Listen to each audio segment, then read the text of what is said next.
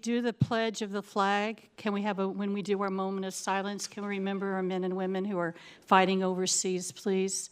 And may they all come home safe soon. So on that, Madam Clerk, if you would do the roll call, please. Supervisor James? Present. Supervisor Williams? Here. Supervisor Vasquez, Supervisor Mashburn? And Chair Brown. Yes. All right, so if we would stand, please.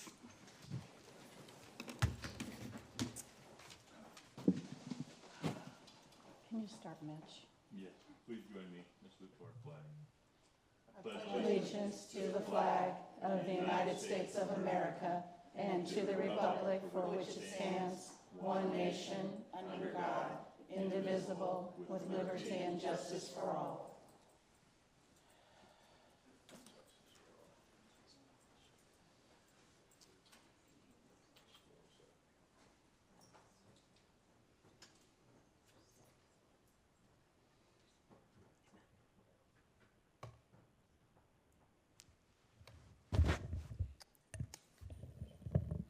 Thank you very much.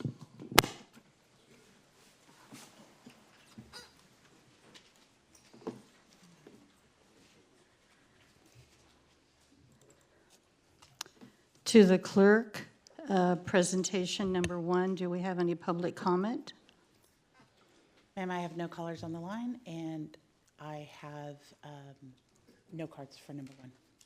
So if you would read it, please. Adopt and present a resolution recognizing June 2026 as Philippine Cultural Month in Solano County. Do I have a motion? So moved. Second.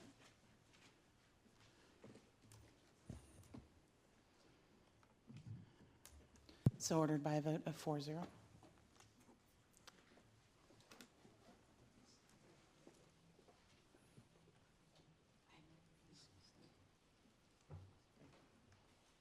Oh, I really sound loud.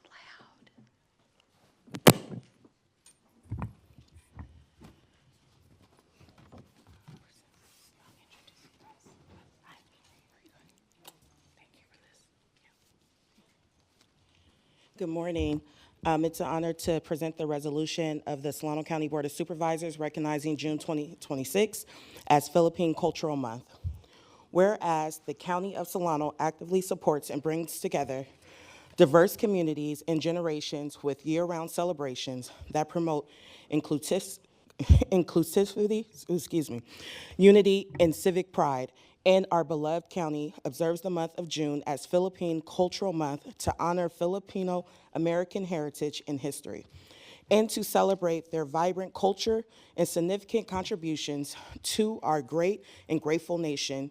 And whereas in 1898, U.S. naval forces departing from Mare Island Naval Shipyard in Vallejo sailed to the Philippines and directly contributed to the United States' May 1 victory in the Spanish-American War, which preceded the Philippines' Declaration of Independence 128 years ago from Spain on June 12, 1898.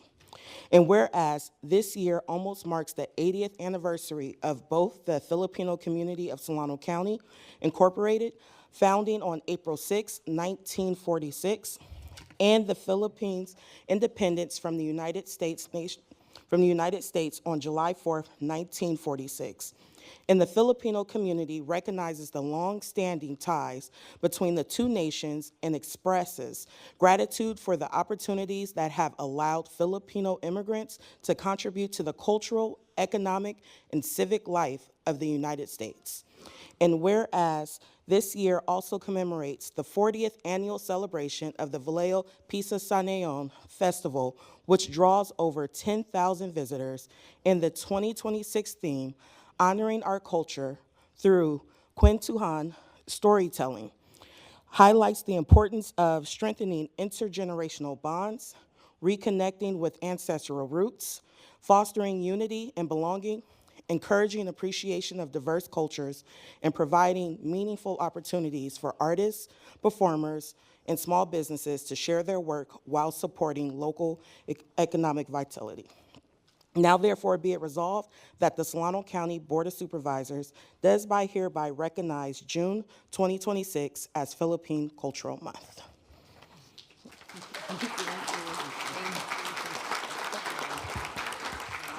Thank you so much. It's a real honor every year to be able to deliver this festival to our community. And we invite you all. We have a few of our team. You can see the generations that are very important that stay together behind this community and production work so that we can keep the traditions and the culture alive and strong. So at this time, I would love to introduce the president of our nonprofit. The nonprofit is the Filipino Community of Solano County, Inc., and that is our president, Annie Frias Ramos.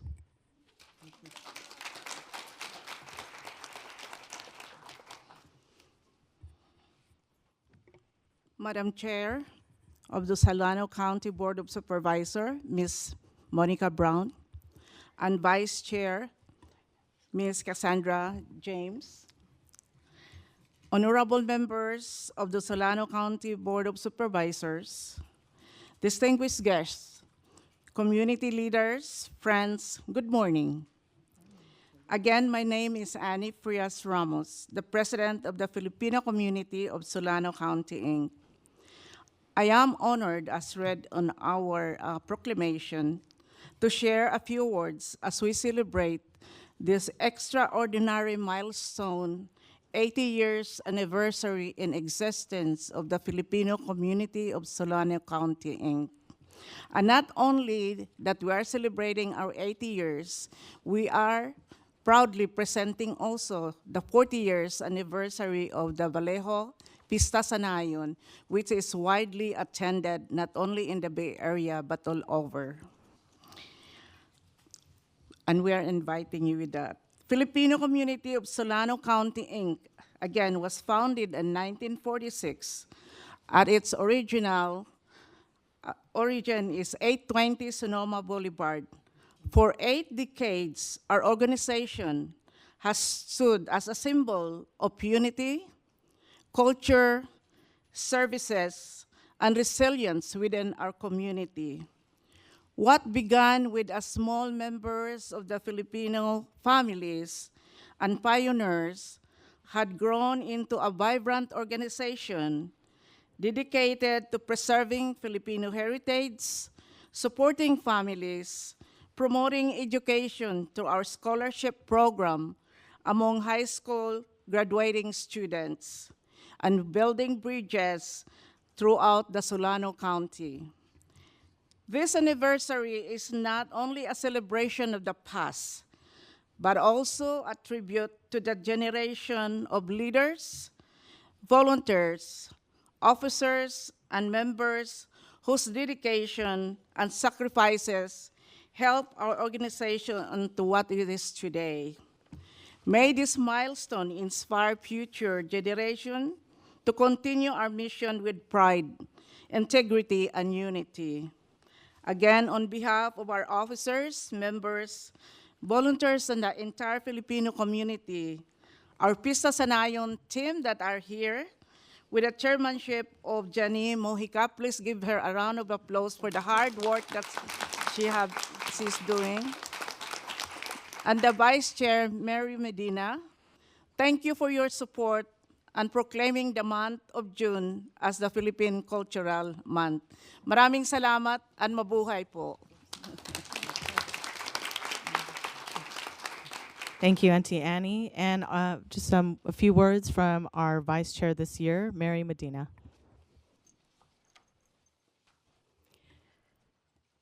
Good morning, Chair Brown, Vice Chair James, and honorable members of Solano County Board of Supervisors. On behalf of the Filipino Community of Solano County, Inc. and Vallejo Pista Sanayon, thank you for recognizing June as Philippine Cultural Month throughout Solano County. This recognition is especially meaningful because 2026 marks several milestones for our community. The Philippines will celebrate 128 years of independence from Spain on June 12th. The Filipino Community of Solano County celebrates 80 years of service, and Vallejo Pista Sanayon is celebrating 40 years of bringing people together through culture, food, music, dance, and storytelling. For many Filipino families, our story in Solano County began with a journey. Some arrived through military service, others seeking opportunity, and many found both here. They came to Mare Island to serve, work, and build a better future for their families. What began as a place of employment became a place to call home. They planted roots here. They raised children and grandchildren, volunteered in schools, churches, and community organizations. They built businesses, friendships, and neighborhoods. Their stories became part of Vallejo's stories as well as Solano County's. Today, that legacy continues through many Filipino service members and families stationed at Travis Air Force Base. While the location and uniforms may have changed, the spirit of service remains the same. Generation after generation, Filipino Americans contribute to the strength and diversity of our county through service, leadership, and community involvement. This year's Vallejo Pista Sanayon theme is honoring our culture through kwentuhan, storytelling. In Filipino families, some of our most important lessons are shared through stories, around dinner tables, at family gatherings, and between grandparents and grandchildren.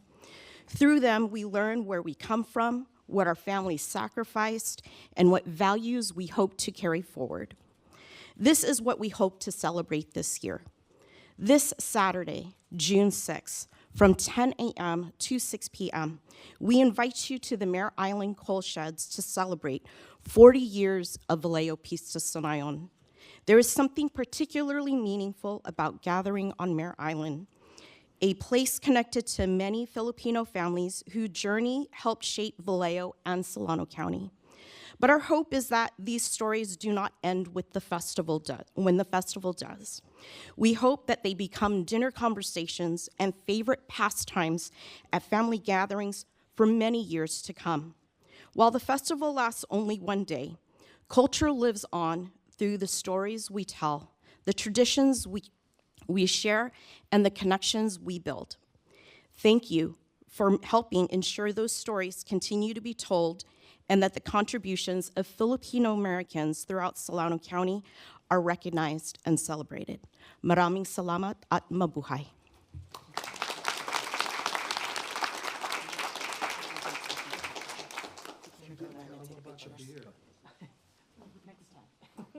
Let's go this way and take a photo. Go to the front.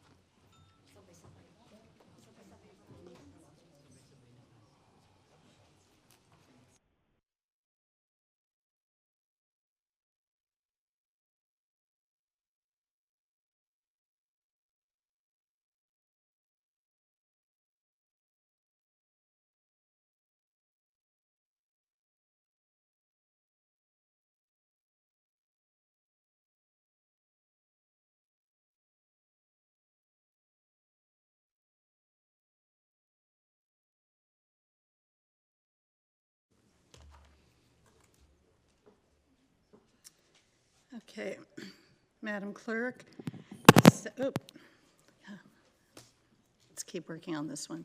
Okay, so for the second presentation, are there any public comments or anything before you get a chance to read?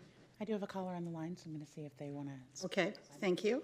Callers on the line, if you wish to speak on agenda item number 2, please press star 3 to raise your hand. Callers on the line, if you wish to speak on agenda item number 2, please press star 3 to raise your hand.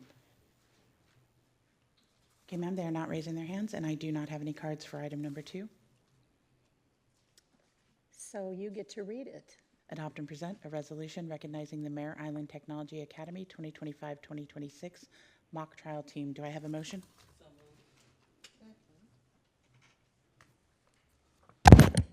Now I'm doing it. Apologies. So ordered by a vote of 4-0.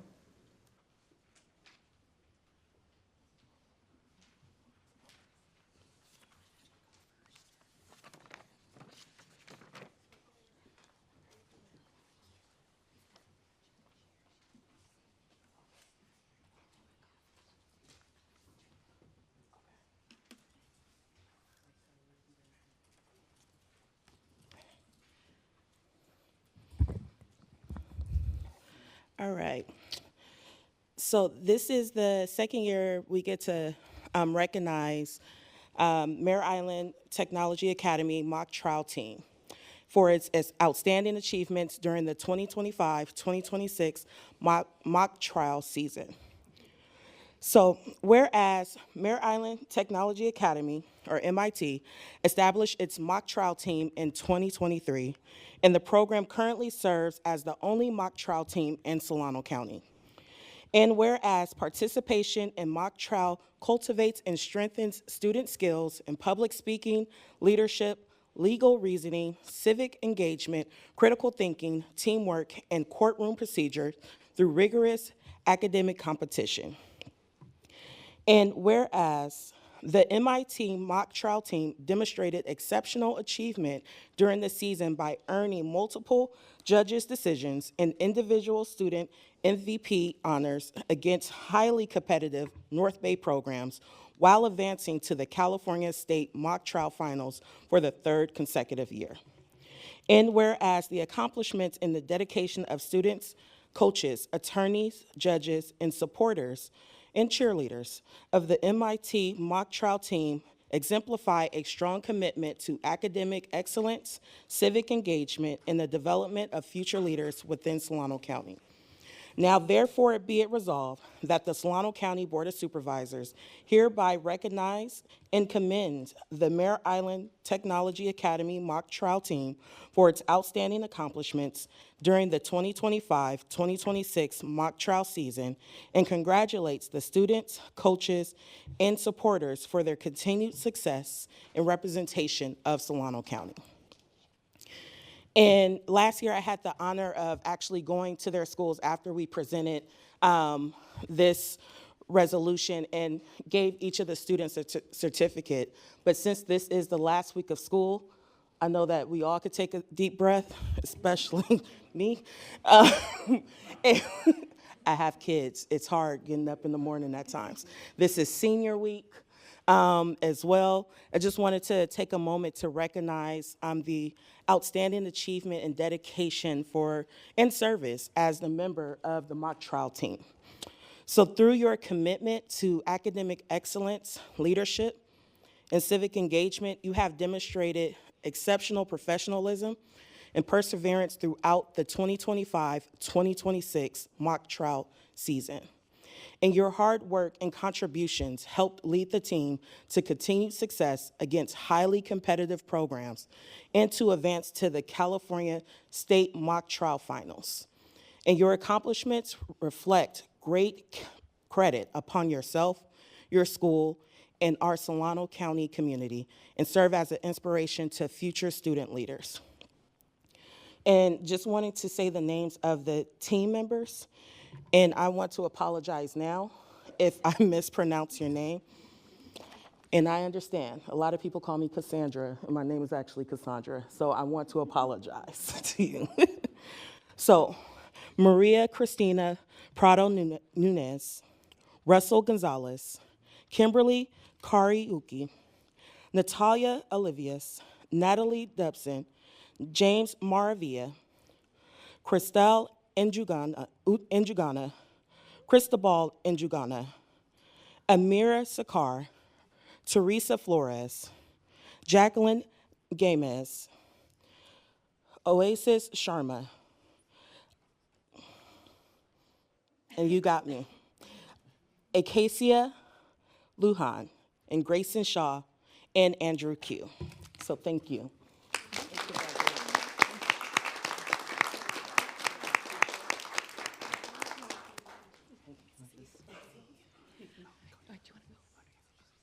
Just really briefly, I'm Judge Kelly Trujillo. Myself, Judge Marlo Nisperos, and Judge Dan Healy have had the pleasure and opportunity to work with these students for the last 2 years on Saturdays at the Vallejo Courthouse, and we have been absolutely blown away by the talent, the dedication of the students and the coaches that just keeps us coming back. So I just wanted to acknowledge them, congratulate them, and I know our future here in Solano County is so bright. So good job. Congratulations. Good morning. My name is Christopher Jacob. I'm actually one of the city attorneys in the city of Vallejo, and I'm also a proud alumni of MIT. Graduated first class of MIT, and so this program, the students, and the success of the school has meant so much to me, and just seeing how much they've come from having schools and portables in Amador Street. So with that being said, first I want to thank Supervisor James, her staff, Mr. Stewart, and Ms. Uritzi, and the Board of Supervisors for recognizing the accomplishments of these students. The recognition is very much well-deserved. The students have worked throughout the year. I can commend that. I have been with them for the Saturdays in the courthouse and also in the library when the courthouse was closed. And if there's one word that I can use to describe the students, it's bravery.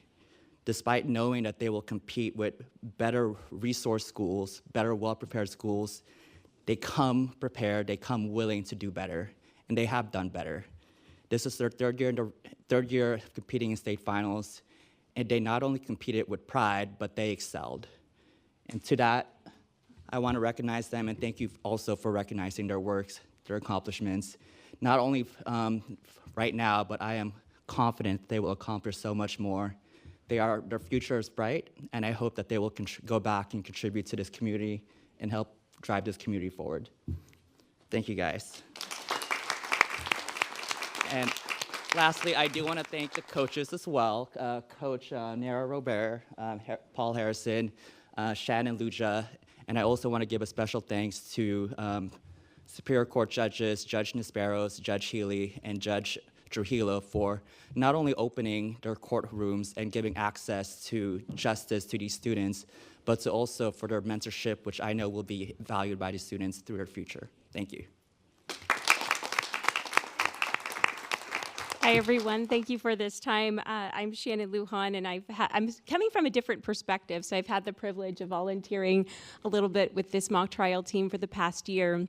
And so I not only come from that perspective, but also as a parent of one of the participants, because every community is very important. So I just want to speak on behalf as a parent for just how grateful I am that a program such as this exists, and that there's coaches, and that there's lawyers and judges who are willing to invest in our kids. So I'm eternally grateful.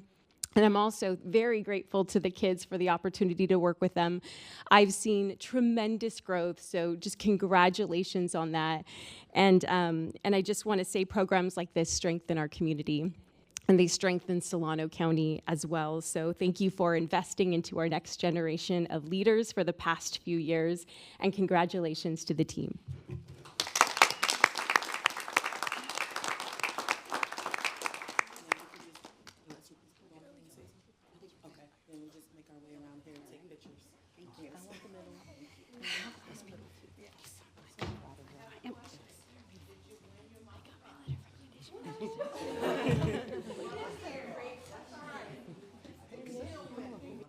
Some lost some. Absolutely. I just slid in just in time for the picture. I went to the wrong building.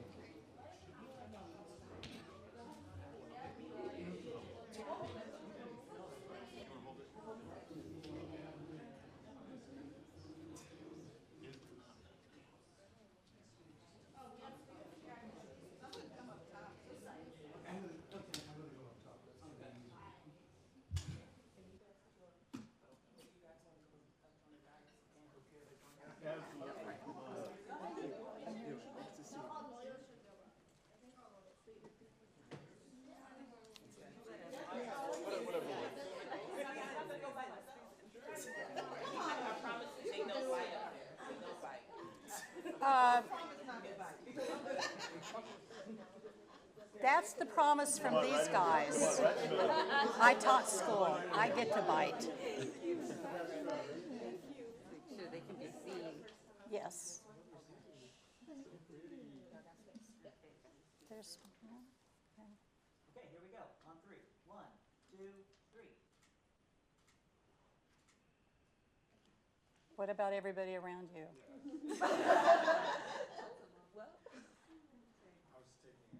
No, I didn't hear any more 1, 2, 3s, so I just wanted to make sure. 1, 2, and hit it.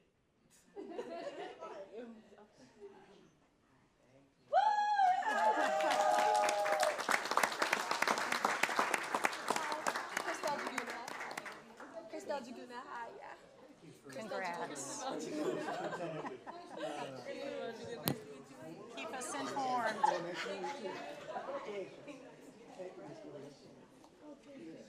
Oh, look at you all dressed up. Very nice.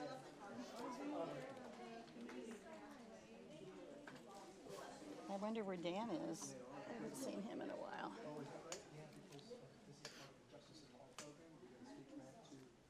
So before we go any farther, I'm not sure if we're going to be able to continue. There's no audio. That's what Alicia was saying. Okay.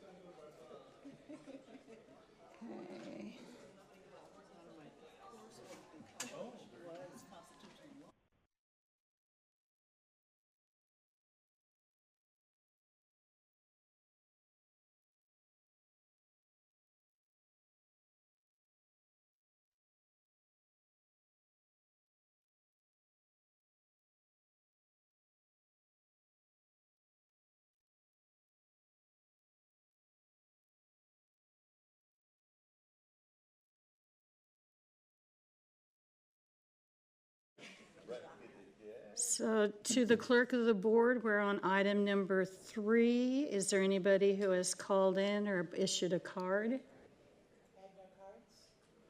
If you would. Cards. Callers on the line, if you wish to speak on agenda item number 3, please press star 3 to raise your hand. Okay, I have no callers raising their hand. All right, if you would read the item, please. Receive a presentation from the Department of Resource Management on the selection of Eric Hagstrom as the June 2026 Employee of the Month for the County Administration Center, making him eligible to use the parking space designated for this honor. I just happen to adore this young man. He is so bright. Oh, thank you. Good one, James. Good morning. James Fusik, Director of Resource Management. Chair Brown and members of the board, it is my pleasure to recognize the Department of Resource Management's Employee of the Month, Eric Hagstrom. Since joining the county, first as a Civic Spark Fellow and then as an Associate Planner, Eric has become a key contributor to some of our most important sustainability and energy initiatives. Most notably, he led the development of the county's Battery Energy Storage Systems Ordinance, which has received national recognition and was recently featured as a planning case study. Eric was also selected as the county's recipient of the Marin Clean Energy Because of Youth Award, recognizing his environmental leadership and impact. Just as importantly, Eric brings enthusiasm, positivity, and a true can-do attitude to everything he does. He is a valued colleague, a dedicated public servant, and very deserving of this recognition. Congratulations, Eric, and thank you for your outstanding work for Solano County.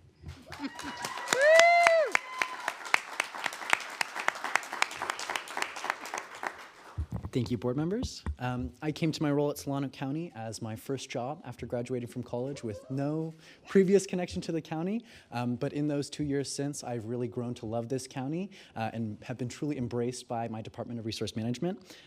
My supervisors, Narcissa, Alan, Misty, and James have all given me the support, the tools, and the guidance that I need to serve the people of the county as best as I can. And I want to thank them all for getting me where I am today here. I look forward to continuing to dutifully serve our residents and businesses and protect our natural resources. And it is truly an honor to get up every day and deliver real benefit to our community. And it is a privilege to do so surrounded by such passionate and visionary people here. Thank you all. Thank you.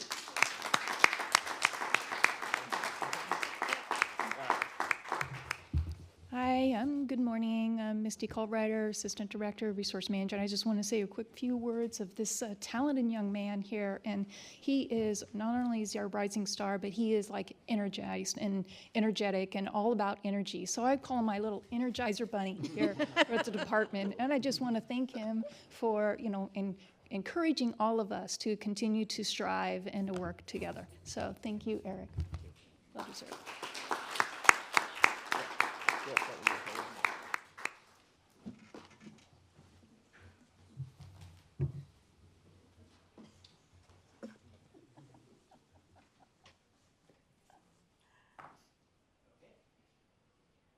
three. One, two, three.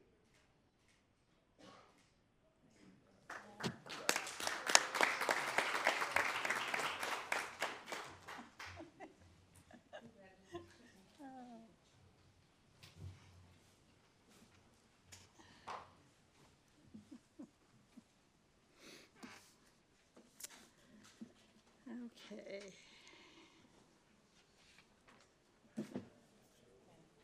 Yes. Oh, for the public? Okay, thanks. All right, it is time for us to take public comment. For those of you here who are here in person, please complete a speaker card and submit it to the clerk here on my right. The clerk will call your name. Please come forward to the podium promptly and be ready to speak. For those of you attending the meeting virtually, please press *3 to raise your hand to alert the clerk. You wish to speak, under public comment. The clerk will call out the last 2 digits of your phone number to let you know it is time for you to speak.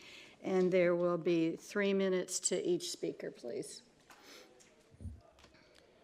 First speaker is Steve Ulrey.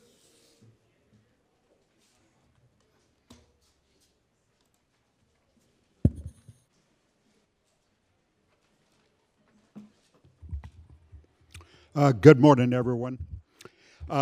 It's election time surrounding the city of Suisun and surrounding areas. And if anybody's concerned about the future, that is a cause for major concern.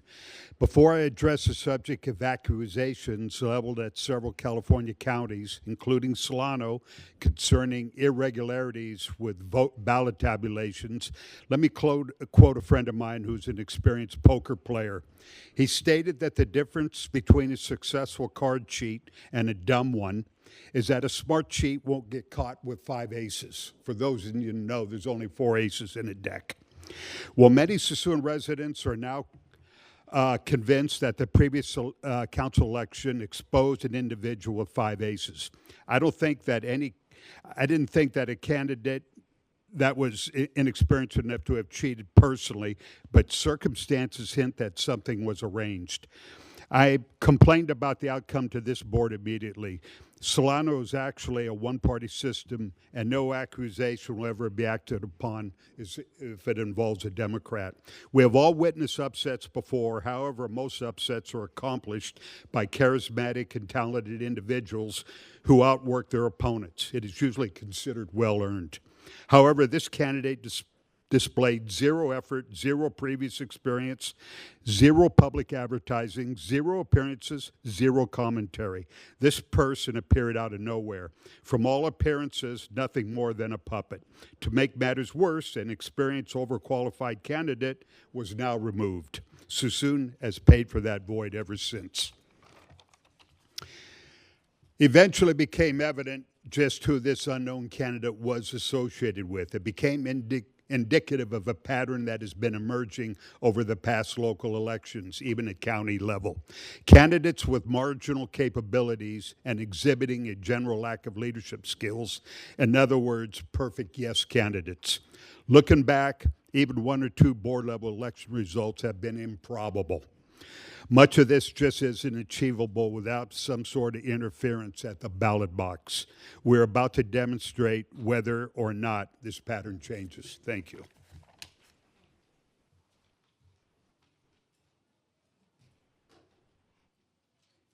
Next speaker, Gall Coley.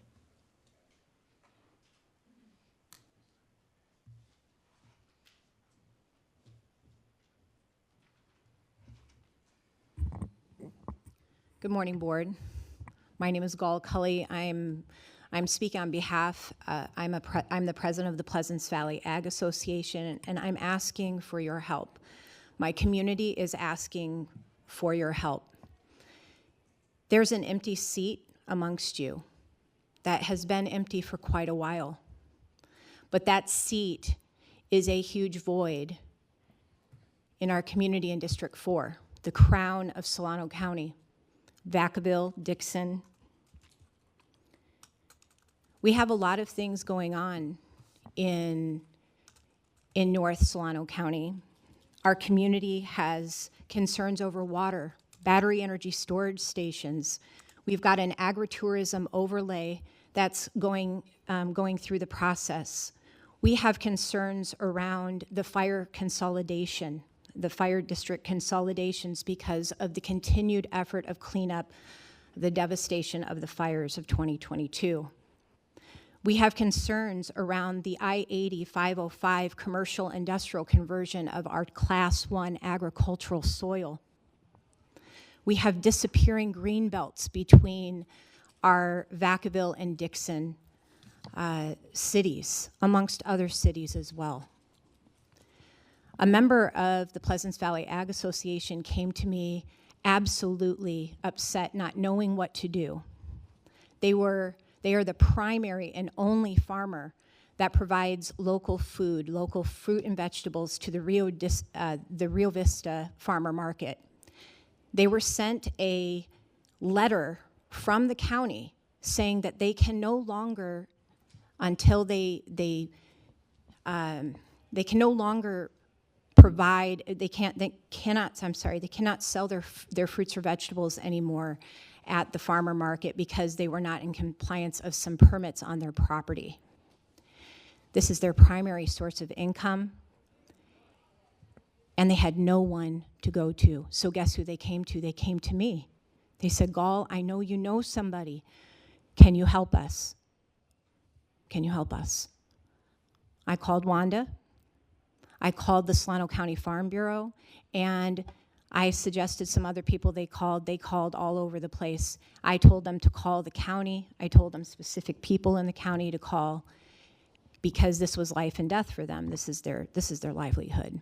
They ended up calling Mike Thompson's office, and what resulted was that there was a quote-unquote clerical error,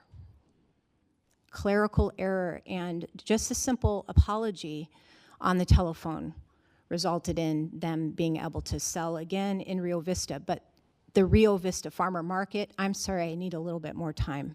I'm really sorry, this is very important. The Rio Vista farmer market was absolutely in fear because they had no other farmer to present farm fresh food to. And so I'm asking you two things. I need to come back to my community knowing that we are going to have representation, not tomorrow, but today. We have no one in District 4 to speak to. We have no one. The second is we need an overhaul of the rural residential zoning. Most of our farm fresh local foods are not grown on hundreds of acres. They are grown on 80 acres and below. And many of them, Bucktown, Allendale, and beyond, are rural residential. I need your help in the overhaul of these rules in order for these farmers who are providing for our farmers markets, our local food sources, to be able to have be able to farm without so much red tape and so much trouble, so much worry. Thank you for hearing me. Thank you for giving me more time.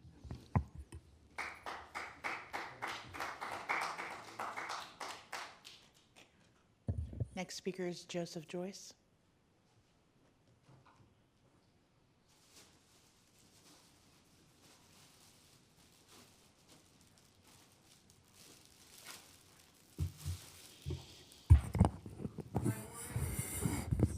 It's not a gift, it's a challenge. Chair Brown, honorable board member, I'm here today as president of the Solano County Fair. And it is about agriculture and the county agriculture. I'm inviting you and the members of Solano County as a reminder. The fair is June 11th through the 14th. I welcome all of you. I also thank the board's support for all it's done this year, the county administrator and their staff, the analysts that so eagerly keeps us in line. So this basket represents the gift baskets or the raffle baskets that we give to support our junior ag program and the auction. And as you know, Solano County gets 1/10 of percentage of any other county when it comes to donations. So our ag program, or our junior livestock program, is supported by the Director's Fund, that when the children that depend on that for their scholarships or the other programs, when their animals don't sell at the aggregate, we boost those sales, right? And we provide a source to balance the field. So I'm asking or challenging the supervisors, like you do on your food basket, to maybe challenge the county administrator to see how much we can raise with the basket. This basket includes a memorabilia of the fair, but also tickets and access. So I'd love for somebody to take this challenge and see what we could do. Now the audience could participate. We'd love for that to happen.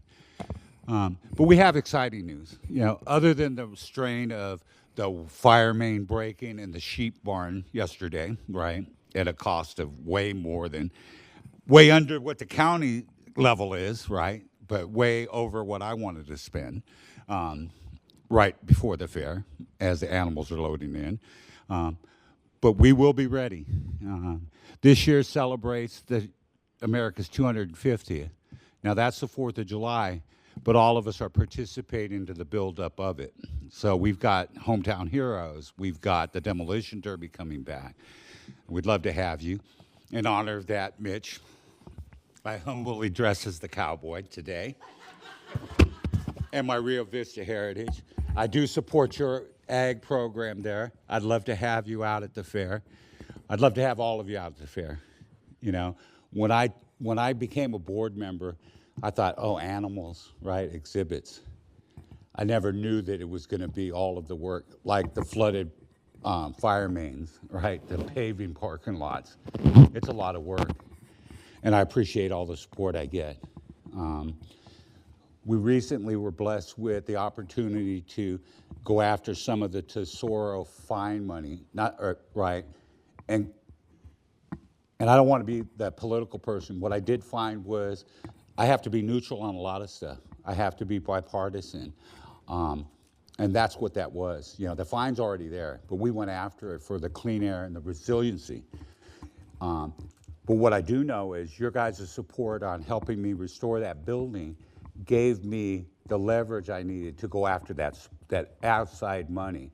It's definitely going to take me public and private money to make that happen. So I'm done. Thank you so much. I'm going to leave this with the clerk. Hopefully. What am I doing with it? Yes, please. And if it doesn't go, please enjoy the basket. I'll guilt you at another meeting. Thank y'all. Next speaker is Karen Warburton.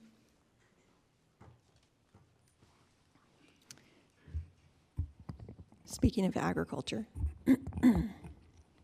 good morning, members of the board and Madam Chair, staff members, and members of the public. I am here to introduce myself to you. My name is Karen Warburton. I am the UC Cooperative Extension Area Director, and I serve Sacramento, Solano, and Yolo counties.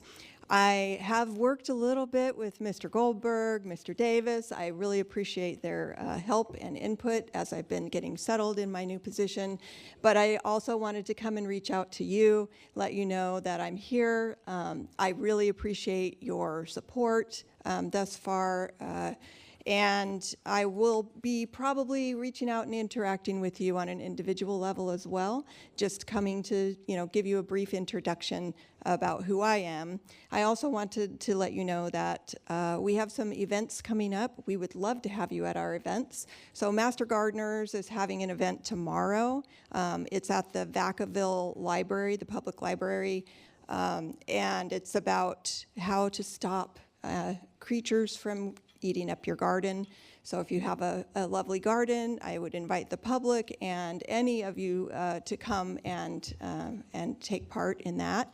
And then we also have a number of Master Food Preserver events going on this month. So you can take a look at the webpage for the Capitol Corridor, and you would be able to access all of that information.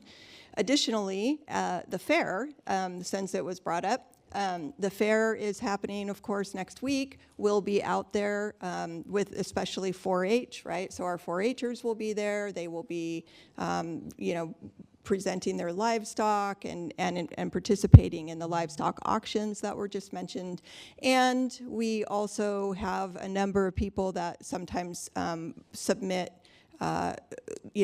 preserved products or arts and crafts type of stuff. So you'd see photographs and handmade items that are available for exhibit. So I would encourage you to take a look at all those exhibit halls and see all of the work that we are doing. I hope that you consider UCCE to be part of the community and that you understand our contributions. So that's it. Thank you so much.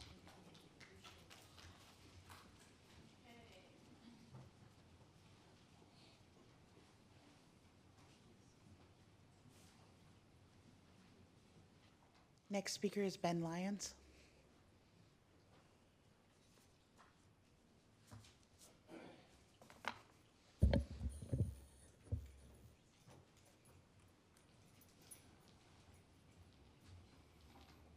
Morning, all. Here to talk on ag, but Ben with Lockwood Acres. And just to comment on what Gal was talking about, we don't have a voting representation in our district, so we'd like to see some sort of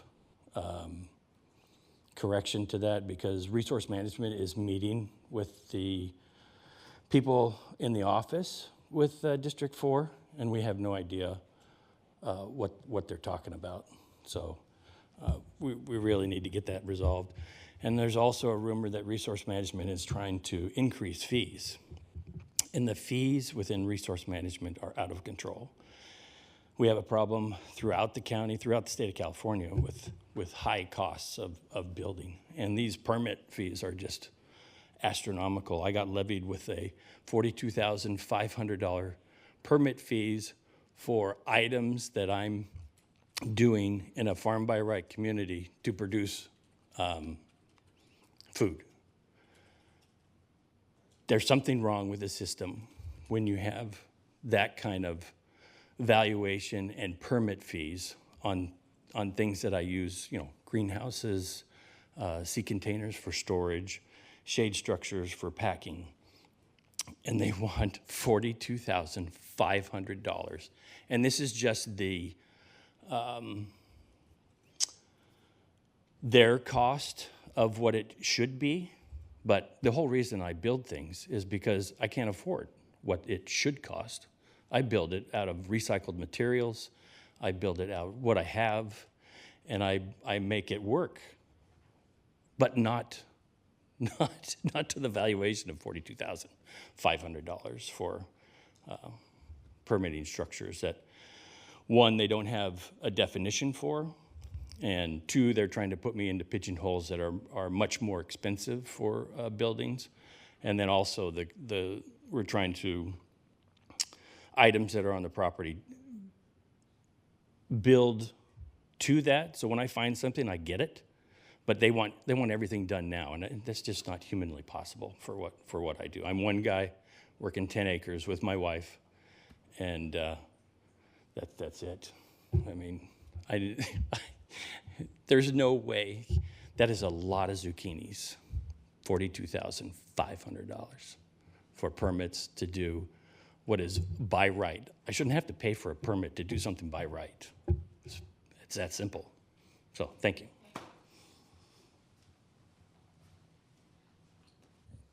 Callers on the line, if you wish to speak under items from the public, please press *3 to raise your hand. Callers on the line, if you wish to speak on items from the public, please press *3 to raise your hand. I have no one raising their hand, and I have no more cards. All right, so.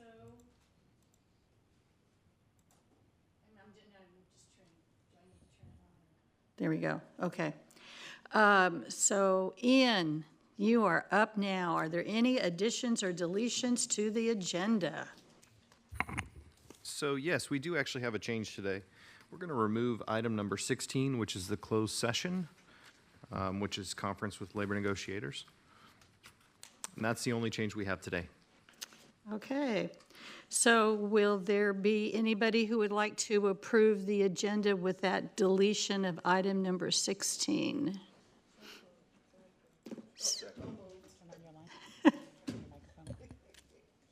So moved. Okay, all right, it's been properly moved and seconded, so we'll all vote.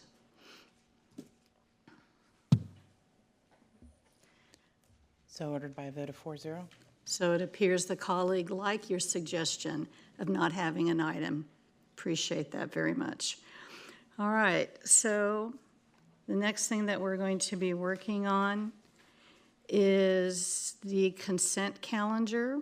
Is there anybody from the board who would like to talk about that before I go to the public on consent calendar? Realize that you don't have to talk at all on consent calendar. We can just move our way through. Are we all good? Okay, is there anybody from the public who wanted to talk about the consent calendar? Callers on the line, if you wish to speak on an item on the consent calendar, please press *3 to raise your hand. Callers on the line, if you wish to speak on an item on the consent calendar, please press *3 to raise your hand. I have no callers raising their hand, and I have no cards.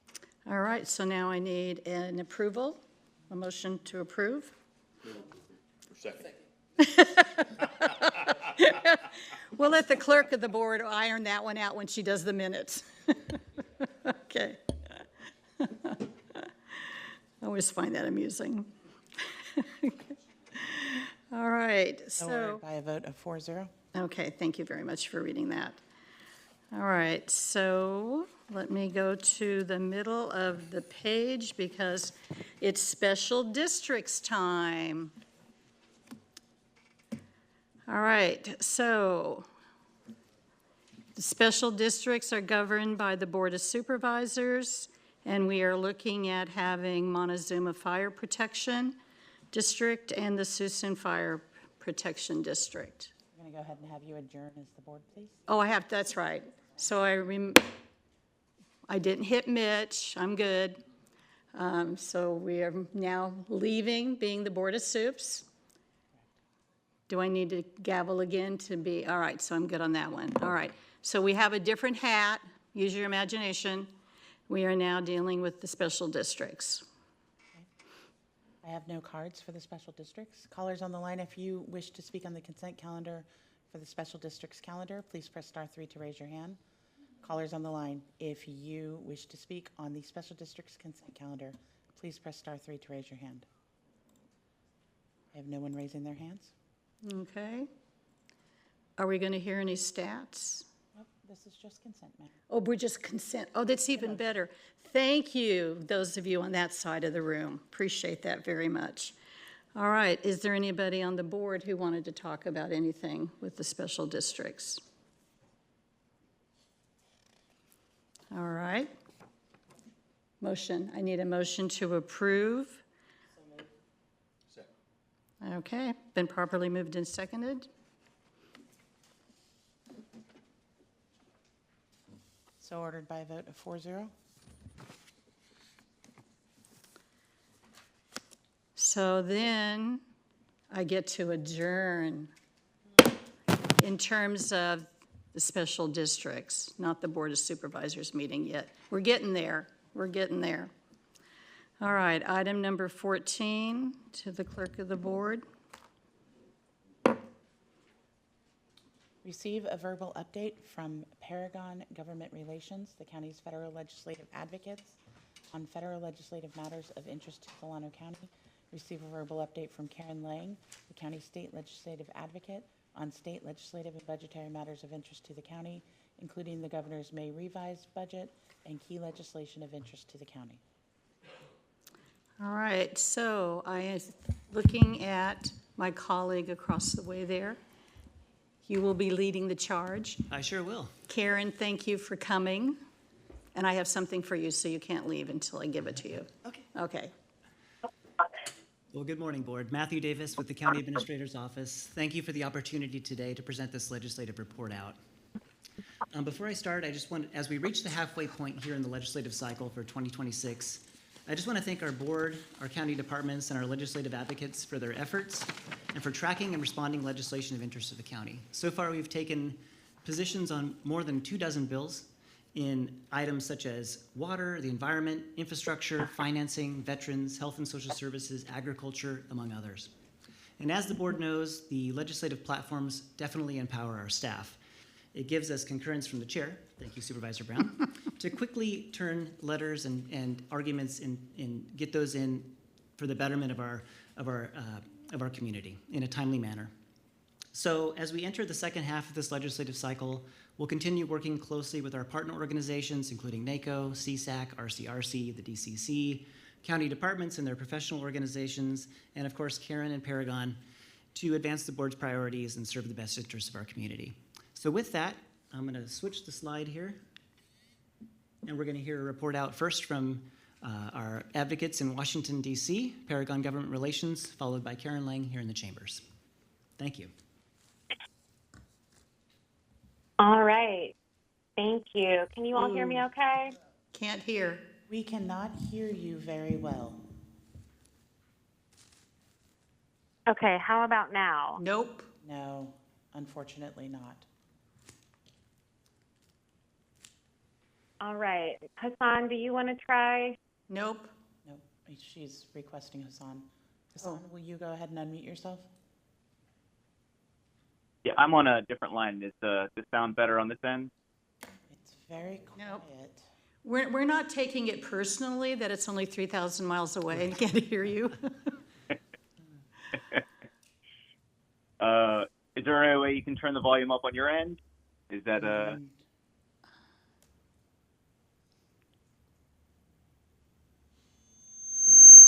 too loud. Okay, Hassan, try again. all right? Can you guys hear me? No, unfortunately, you guys are coming in really quiet. One moment, please.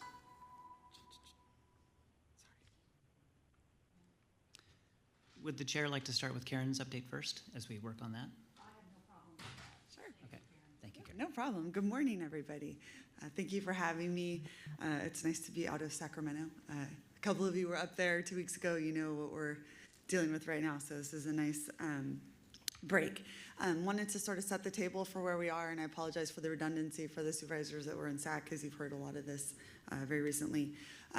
From the point in time perspective, we're done with what's called the first house. So every assembly bill, with some exceptions, but every assembly bill is over to the Senate, and every Senate bill is over to the Assembly. And if they're not, so sad, too bad, the bill didn't make it. So it's not usually that sad, but we are in the second house period of time. You're going to be hearing a ton from your department heads asking about positions potentially or briefing you on things that are going on because the month of June is like legislative speed dating. Every bill has to be heard in the second house really in the month of June, because they'll go on break July 2nd, and then they'll be gone for all of July, which again is not sad for us. So there'll be a lot of activity, a lot of bill activity, and it's also, layer that in with the budget activity that's going on, and I know you're getting hit hard from several associations regarding your request for advocacy on the budget. So we've got all that kind of going concurrently. Every year the budget process changes a little bit. For a period of time, there was so much extra money that there were budget requests. I know your first 5 location got some of that money. This year, not really a very positive budget outlook, as I think you heard, and certainly HR 1 is a very dark cloud hanging over all counties. So the Senate last week put out what is considered their framework, basically the 5 budget subcommittees in the Senate that are kind of divvy up the policy areas of state budgeting. They've all finished what they would prefer their perfect budget to be, and perfect is not a good description, but it's what they wanted to go with. The Assembly yesterday posted what is deemed to be the budget product of the Assembly. They have 6 budget subcommittees. That is out for the world to see. And the really good news is that the Assembly version reflects a version of what counties have been asking for with respect to HR 1. But again, the governor's budget didn't really have anything overt for you on the medically indigent adult side, and I can get into that a little bit more. But now we're at the point in time where really the 3 major figures, the governor, the pro tem, and the speaker, get together and hammer out the final negotiations. And a lot of time, that's where surprises first get surprising. So, we're always very wary of what might be coming on the Delta Tunnel. The bills don't tend to have a long shelf life because it's such a controversial project. So the governor has a history of trying to do things in the budget. He didn't put anything in the May revision, but that doesn't mean he's not sitting on something to hand across the table behind closed doors. So we're very anxious and focused on that potential issue while trying to navigate HR 1. So did want to sort of pivot to the HR 1 piece because this is, I would say, the most important thing that we need to work on for all counties. The financial risk to you is significant as far as if an enormous number of folks come back to you that have lost their insurance or cannot afford it anymore. You're sort of on the hook for the medically indigent adult population. There was at first, CSAC was advocating on behalf of all counties for a direct general fund allocation to you to deal with that. That was not included in the governor's May revision, and neither house is going about it that way either. What we did see yesterday, which was good news, was the Assembly wants to fund emergency scope only Medi-Cal for this population, which is actually a huge help to you because it means that they're not coming back to you. And then presumably if we can get them onto the Medi-Cal emergency only scope, should they be hospitalized, full scope will kick in, which is really important. It's not, I just, for the public's benefit, this is not what folks are, thrilled with. It's what we can afford, pretty much. And so we've tried to be clear with the legislative delegations we're talking to, we're just trying to get through this, and it's not, it's nobody's favorite solution, but emergency scope Medi-Cal, which hopefully will help should things change at the federal level or subsidies return or expansion can come back, that those folks are already in a state network of care that are more easily transitioned back into the exchange or to full scope Medi-Cal at the right time. So that's what's happening. That's only, we're 1/3 of the way there. The Assembly is doing this. It's been branded as the path. That's what we're calling it because emergency scope Medi-Cal doesn't sound so great. So it's been branded as the PATH proposal, and it's the alternative that the counties got together on to advocate for. The Assembly heard us. I'm sure you've been asked over email or text message from CSAC to please continue advocating directly. Certainly your legislators get tired of seeing me and like to hear from you. So that's what's going on there. There's also $250 million for public hospitals, which doesn't directly affect you, but to the extent we're keeping hospitals open and solvent, it helps everyone. So that was a pretty significant proposal from the Assembly. We're now going to see, people go behind closed doors. They've got to have the budget in print, the main budget in print by June 12th. June 15th is the deadline by which it must be passed. So we'll see that, but as is always the case, and you all had a very front row seat to it last year, negotiations will continue on all kinds of things that are budget related through the end of August. They adjourn at midnight on August 31st this year. So even though we'll get a main budget framework in June, I suspect a lot of things will continue to be worked on through August.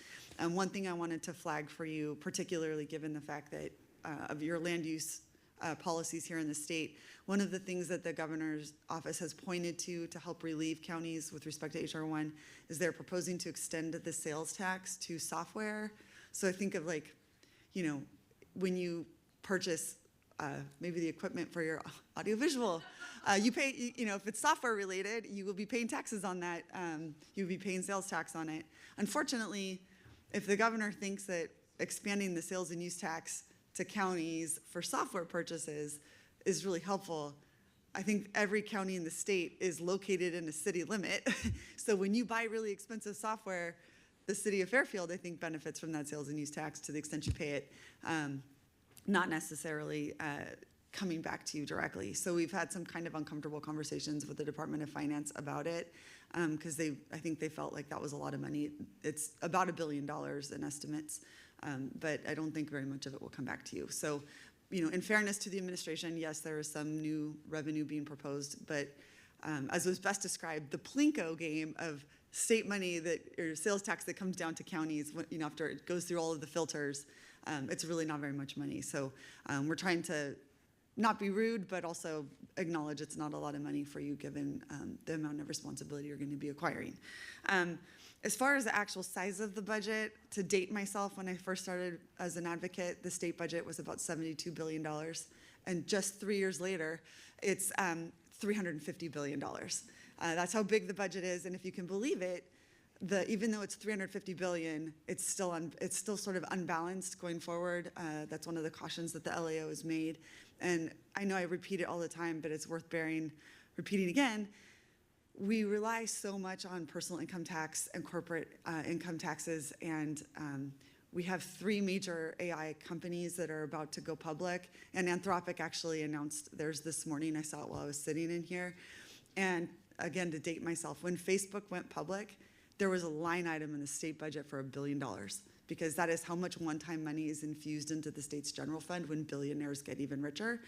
And so with those 3 expected to go public in the next fiscal year, there's more money coming in, and even the LAO had to agree, yeah, it's probably right. We're gonna have a lot of really, really ultra rich people because these are gonna go public.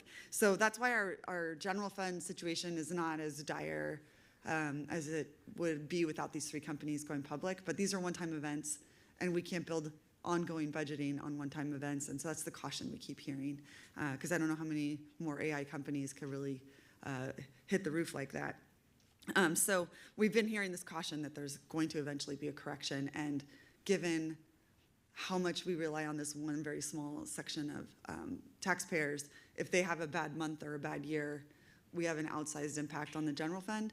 So it's just something that everyone watches very closely. There's nothing we could do about it either way other than just budget responsibly. Wanted to very quickly cover what the legislature and the governor are not agreeing on with respect to the budget. There's a lot of hard feelings about not having more in the healthcare space for folks, documented, undocumented. The legislature and the governor are pretty far apart on some of that. The governor's attributing his reductions and really scaling back of certain funding levels for healthcare is because of the budget. The legislature, I think, is going to try to figure out a way to not have it be as severe. So you'll see some, I think, push and pull around that. There's some cuts to IHSS, which I know are really important to some of your constituents. The legislature so far has pushed back on that, and we'll see how that gets worked out in private, but IHSS funding is definitely on the table. Also, the governor doesn't really want to do any real big new taxes. There was a proposal out there on what's called the offshore, trying to tax companies that are headquartered in California that generate a lot of tax revenue out of the state or even the country. trying to onshore those tax receipts, which was intended to actually fund HR 1 related activities for counties. That one was held in approps. The governor has not really picked up the idea of one of these large tax proposals. The other one that the Senate is very supportive of is taxing the corporations or assessing a fee on corporations that have an enormous footprint here but don't offer healthcare insurance to their employees. They've coined it the fair share fee or tax. So that is out there, but the governor, I think, on his way out the door with eyes eastward, doesn't want to have a big tax on his resume. Shocking. So that's been a little bit of a dispute. And of course, the funding around housing and homelessness. The governor put out a trailer bill that says if local governments assess fees on developers for low-income housing, then they're not eligible for subsidy from the state. I don't know how that's going to end up. Certainly, when you have a new development, new people moving into the neighborhood causes strain financially on your health and human services that you provide, your jail. Hopefully not. Hopefully everyone moving in is not going to commit crimes, but there are public safety related demands that come with growing the population, and so those fees are proposed to be prohibited if you're getting subsidy from the state. It's their idea for how to lower the costs. We don't know if the legislature will go along with it. Local governments tend to have some very strong reactions to those kinds of proposals, and your legislators are very responsive to those things. So we're working through a couple of those things. Some of the trailer bills, like I said, I don't think will be in print until towards the end of June and even into August, but they have to have the main budget done in order to get paid. It's a highly motivating event. So then very quickly, I know you guys have a very big day. You got your shirt on. So I'll try to wrap it up, but I just wanted to touch on the ballot for November, not today. It's ironic I'm here today, but I'm talking about the November ballot. There's a lot of moving pieces with that ballot right now. There's a few things that have qualified that are supposed to be on it, notably ACA 13, which you may remember there was that business roundtable proposal 2 years ago. It got pulled off because I don't think they had what they needed to get it approved by the voters. But it changes the thresholds for passing tax measures. ACA 13 is on the ballot for November, and it says if you want a 2/3 vote going forward on X, you got to get 2/3 of the vote of the people first. You can't change it with a 50% and then get the new ceiling set at 2/3. So they're trying to tie the two together so your hands are not tied by a majority vote that then forevermore requires a 2/3 vote. So that's what ACA 13 is intended to do. It was supposed to be on when the Business Roundtable proposal was on 2 years ago. Once that got pulled, they pulled off ACA 13 so that it goes at the same time. And so that one is a big one. So I need you to translate that Sure. back again. Sure. So the Business Roundtable proposal that was on the ballot 2 years ago and is qualified again this year raises it's a constitutional amendment, and everything that we do from a constitutional amendment perspective on the ballot is only a majority vote. It's 50% plus one, even though some of the changes that go into those constitutional amendments require forevermore like a super majority, like a 2/3 vote.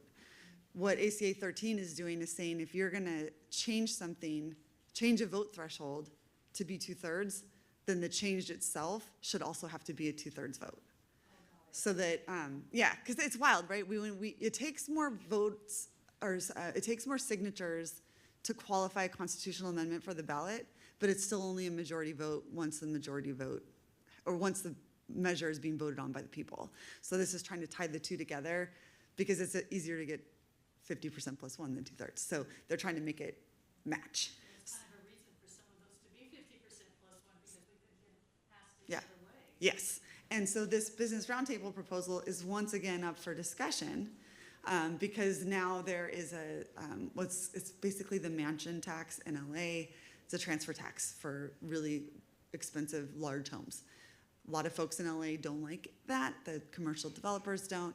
There's an effort to try to get the Business Roundtable initiative back off the ballot in exchange for some changes to the transfer tax laws. So we're watching that very closely. I know there's been occasionally whispers of something in this neighborhood on that, so we're just watching very carefully to see what might be coming. They have until June 25th to cut deals on what's supposed to be on the ballot. There's several items that have qualified that are not on there yet.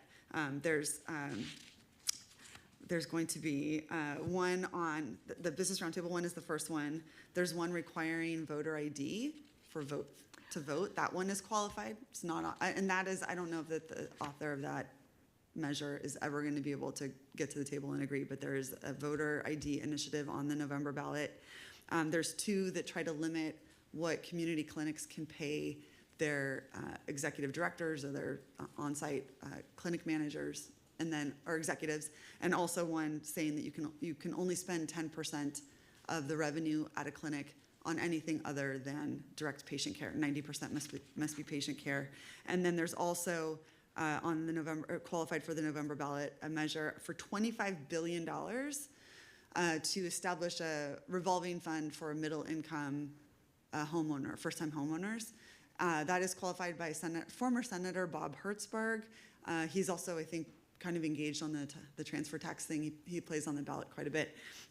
This is his initiative. He's behind it. There's also currently pending a general bond or general obligation bond proposal in the legislature for $10 billion for housing, and one of the authors is your senator. So I don't know how the voters would feel about having $35 billion worth of general obligation funding on the November ballot. So there's probably going to be a deal made. I would assume there would be a deal made in that area. One of the things I've heard is they might reduce the legislative housing bond down to $5 billion to try to appease the voters. I don't know if that will happen or not, but everybody has to make their decisions by June 25th as far as what's going to be on. So to recap, in June, you have all the bills have to be heard in the second house. We have unknown trailer bills to be revealed. We have the regular budget, and then we have the ballot for November. So there's quite a few things that are going to be going on. I'm sure you're going to feel pulled in different directions. As we move through the month of June, I'm always available to call or text if you have questions on any of those things. And with that, I'll stop talking and take any questions that you have. Anybody up here with questions? Oh, okay. Okay, I'm amazed that you can keep all of that in your head. I mean, I know you've got your notes. That's not the issue. The issue is, oh my gosh. Yeah. Quite a bit. And actually, if I needed to tell you two more things. Oh, I handwrote please. at the top. Yeah. I'm so sorry.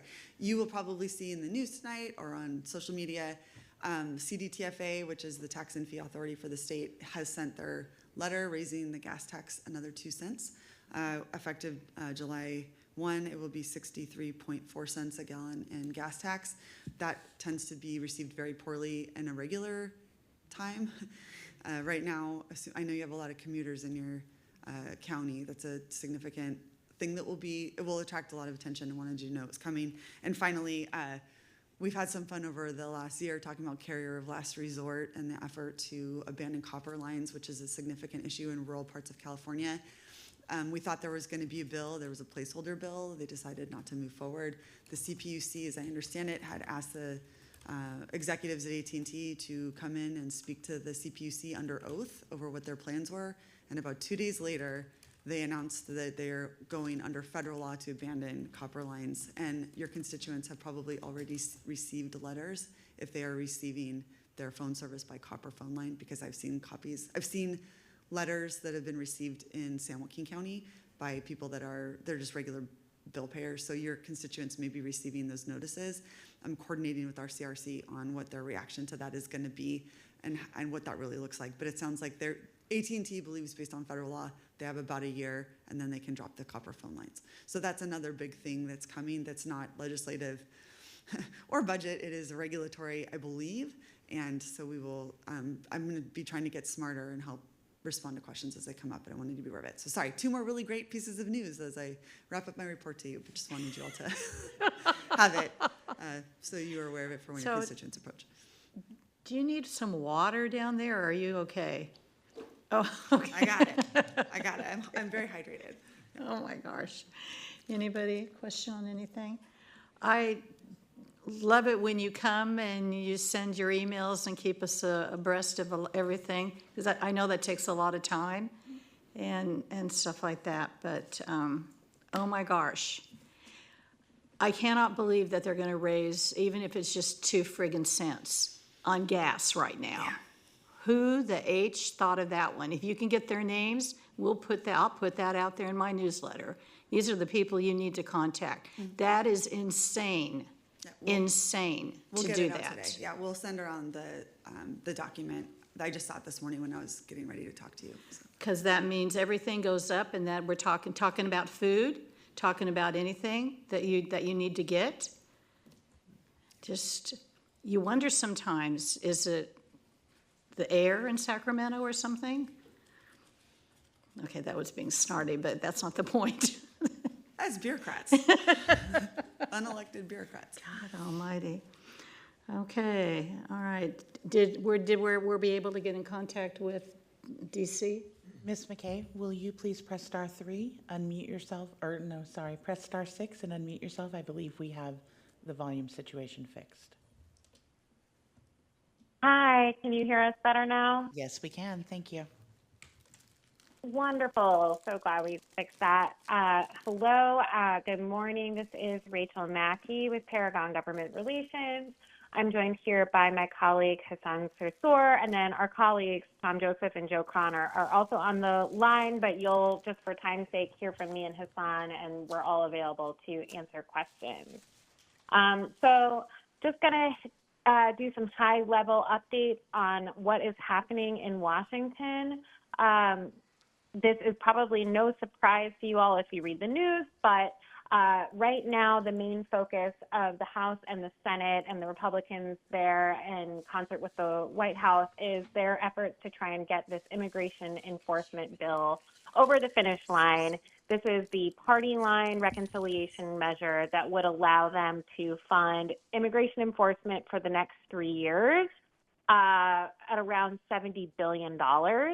This effort was supposed to be finalized before the Memorial Day recess, but it hit a snag because of the president's decision, along with the Department of Justice and the Internal Revenue Service, to settle his lawsuit over the release of his tax returns with a $1.776 billion quote-unquote anti-weaponization fund. There was significant political blowback, and because of that, the reconciliation process by which they're trying to advance this immigration bill kind of got stalled out for mostly political reasons.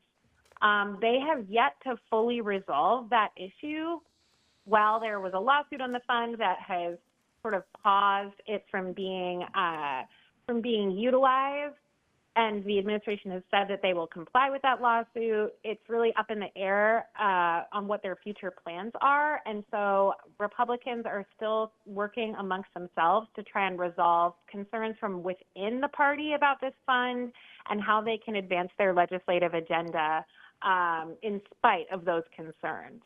What this all means for you all, really most practically speaking, is that we have long been worried that once they took care of this party line immigration bill, that they might move to a third reconciliation package that takes another bite at the apple, so to speak, with respect to cutting safety net programs to pay for other priorities.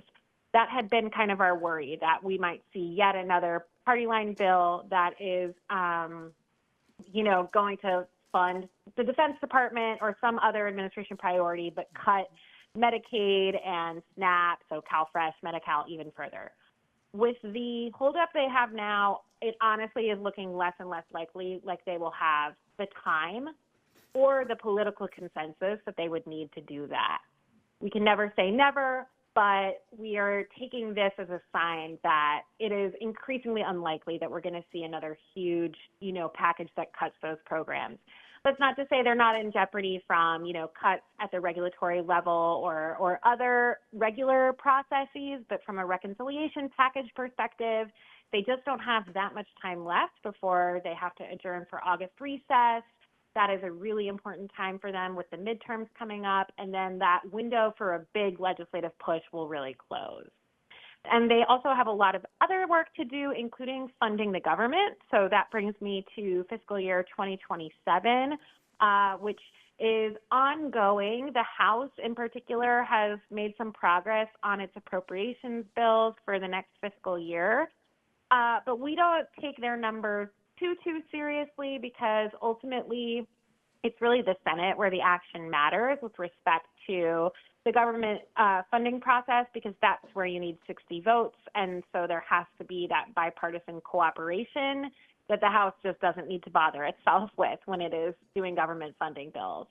So, they are marking up appropriations bills in the House and passing them, but we are going to be paying closer attention to what comes out of the Senate, and they have just begun their process of marking up those funding bills. The one thing, though, that we do pay attention to in the House is those community project funding markers, and I am just so pleased to refresh for you all the status of your earmarks, your community project funding applications. I just cannot emphasize enough how awesome it is that Solano County has 3 requests in play right now in the House and Senate through the appropriations process. On the House side of things, we have the earmark application for the Office of Emergency Services Mobile Command Center. That made it into the Commerce, Justice, and Science bill that the Appropriations Committee has approved. That is a $772,000 request, so it is below what we had asked for, but it's always just really great to see any funding at all for the county's projects come through, especially because they don't have as much money to work with on that side of the House, and that request was put in by Representative Garamendi, who, isn't necessarily going to have all of his requests get the same love that some of his colleagues across the aisle may in this political environment. I will also note that Senator Padilla put in a request for that project as well, but I think it is less likely that we would see that money. It's just harder to get projects funded through the Senate process because they have so many submissions for each senator and, a finite pool of resources. But regardless, the fact that money's in there is great. Similarly, the same amount of money, $772,000, was included in the Interior Environment bill, which will fund the Stormwater Design Initiative. So that is, again, just really awesome. Garamendi put that one in for us as well. So that's 2 projects that would receive funding, hopefully, through the House. Now, those bills have advanced out of committee, but as I had mentioned, we won't really have a final answer or status on government funding in general until probably the fall, because Congress is more than likely going to have to do a continuing resolution to get through the elections before they can really sustainably fund the government for the next year. So this is all, really going to come into play more towards the winter. But again, just want to congratulate you all and your departments on putting together great requests on those 2 projects. And then we do know that Senator Padilla has also requested $2.3 million for the first 5 community resource buildings. We do not know yet if that request has made it into the HUD funding bill in that chamber. Again, it is a little bit harder to get that money on the Senate side, but just the fact that he included it, I think really speaks to what an excellent proposal it was. So we will keep you all posted as appropriations move forward, but congratulations and thank you to your wonderful agencies who put together those great requests. I have Farm Bill Outlook next, but I'm actually going to just swap my bullets here. And first, I'm going to touch on the housing affordability package. So that is something that Congress has been able to make some progress on, is this housing affordability package. I know we've provided some updates previously. The latest is that they continue to kind of play a game of ping pong with this legislation, which is aimed at, reducing red tape, improving the process by which new construction of affordable housing can happen.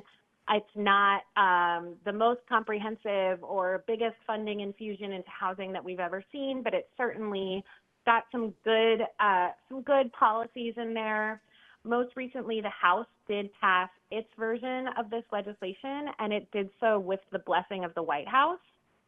So The question is really what the Senate is going to do with that bill. There is honestly just some turf war stuff happening here. I think more than anything, you have sort of a pride of authorship, pride of ownership situation where you have some senators who really want their bill to be the one that moves. But I do think that because the White House has approved this deal, which does include, some new money for pilots, for construction, it also would create some red tape cutting, permit bypass, waiver language, just things that are generally, I think, overall a win. I think the hope is that for the county government perspective, that the House package will just be taken up in the Senate and go to the president's desk. But we just have not heard from the Senate leadership yet if they're willing to do that or if they're going to try and make additional changes and reopen negotiations. Speaking of things that have passed in the House but now need to be looked at in the Senate, the House also recently passed a farm bill draft that is, kind of a skinny farm bill because they already took care of a lot of agricultural funding through the reconciliation package, but there's obviously still need and there are still interests from ag that need to be taken care of, and they have been trying really hard to pass a farm bill. The measure that passed in the House, I think as you are all well aware, does not address those cost shifts in CalFresh that are so existential for county and state finances. And so we are expecting there to be pushback in the Senate from Democrats in particular that any sort of farm bill really needs to delay those cost shifts in order for it to receive their votes. And they do need those Democratic votes for a farm bill in the Senate. They need 60 votes. So far, the Democrats on the committee and beyond it have been pretty unified in saying that they will not pass a farm bill that does not delay that benefit cost share and that administrative cost share. That includes Senators Padilla and Schiff. They have both made statements to this effect. Whether or not that cost shift delay is realistic or achievable is kind of an open question. We should know more within the next couple weeks because the Senate Agriculture Committee is supposed to mark up its version of a farm bill. That could be pushed back because of all the business with the weaponization fund and reconciliation that I mentioned up top. There's also, of course, provisions in that legislation related to specialty crops and other ag components, and I will let my colleague Hassan talk about that and then touch on the other bullets that we have sent over for your review. So Hassan, I'll turn it over to you. Thanks, Rachel. Yeah, and that's a great update. And in the interest of time, I don't have too much to add on that front. But since we are talking ag issues, and I know there's a few ag interests in the audience, I did want to flag a USDA assistance program that just opened up for specialty crops. We did include the details on how to apply for the funds in this week's email update that I believe Matthew sent around. But USDA did just open enrollment for this program last week. It's intended to help growers that were hit with higher input costs, whether that was the result of tariffs, inflation, or really any reason during the 2025 growing season. The USDA had initially set aside $1 billion for the program, but they actually added another $625 million to that amount due to all the demand, interest from lawmakers, growers, and others. So with specialty crops, we're talking things like, wine grapes, almonds, other tree nuts, really a lot of different fruits and vegetables. And that application process, by the way, it's designed to move pretty quickly. So this is something you should definitely flag for your local growers to make sure they're aware of the opportunity. We're happy to provide additional details as they come out. I believe the deadline for the applications is early August. I want to say it's August 7th. So just wanted to flag that before moving on to the next item. And then, we can just jump right into surface transportation reauthorization. So a few weeks ago, the House Transportation Infrastructure Committee passed a bill. They're calling it the Build America 250 Act. So if you hear that bill title, You know they're talking about the proposal from the House to replace the current surface transportation law, which expires at the end of September. Surface transportation is sort of an all-encompassing word, but sometimes it's easier to just think of it as funding for roads, bridges, transit, things like that. So I want to highlight just a few provisions. I do want you to know that the bill passed in committee by a vote of 62-2. So, you know, that's pretty significant. You really don't see those types of votes on major bills like this very often, especially in the middle of election season. So the chairman of this committee is retiring at the end of this Congress. It's a big priority for him before his term ends. I call him a pragmatist. He's uber focused on just getting things done, not necessarily trying to make headlines. I know his staff really loves working for him. He's got a few fans on the Democratic side as well. So just really good committee to work with. Congressman Garamendi is on the committee. He's fairly senior member of that panel, so he's a major player in this space as well. We've leaned on him and his staff as this bill has been marked up, and we'll continue working closely with them as this moves forward. So we are working on a more in-depth analysis of the bill that we will share soon. But the piece I want to highlight, and it's really the biggest county win in the bill, and that's on bridge funding. The bill would provide a big chunk of funding for the bridge formula program and actually pair that with a larger dedicated set aside for locally owned bridges. So more money for county owned infrastructure. It's what we love to hear, right? So it's hard to argue with that as well. It's actually been, I think it was the chairman that described it this way, as the single largest investment in bridges in the country's history. So very excited about that.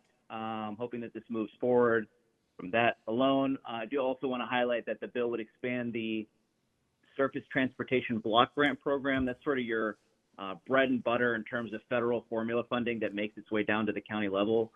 So the bill would provide more money for that program, and it would also provide, or at least dedicate a greater share of the overall pie to that.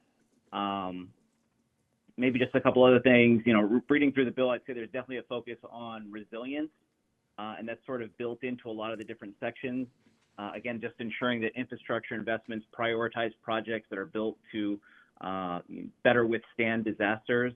One other provision that's worth watching, it's a pilot program actually, and it would allow heavier trucks on highways. I know those types of proposals always raise a few alarm bells in the county world because, you know, these heavy trucks don't magically disappear when they leave the interstate. They end up on the local roads and bridges, and those maintenance costs can eventually fall to the county. So it is something that we, you know, kept an eye on. The program would require the state to opt in. To be honest, I'm not really sure where Caltrans would fall on this, but something to keep an eye on for sure. Maybe just a couple other things, and this is, you know, an area that's drawn a little bit of concern and some criticism, and that's on the EV annual registration fee that's proposed in this bill. So you've got groups like, you know, Sierra Club, Earth Justice, some of these environmental groups who have pushed back hard on this new registration fee. So I think it's about $130, at least at the starting point on EVs. The plug-in hybrids would be around $30, $35, and they would move up gradually to, you know, I think it tops out around $150 on the EVs. But the argument is that drivers who don't buy gas should still contribute to maintaining the roads.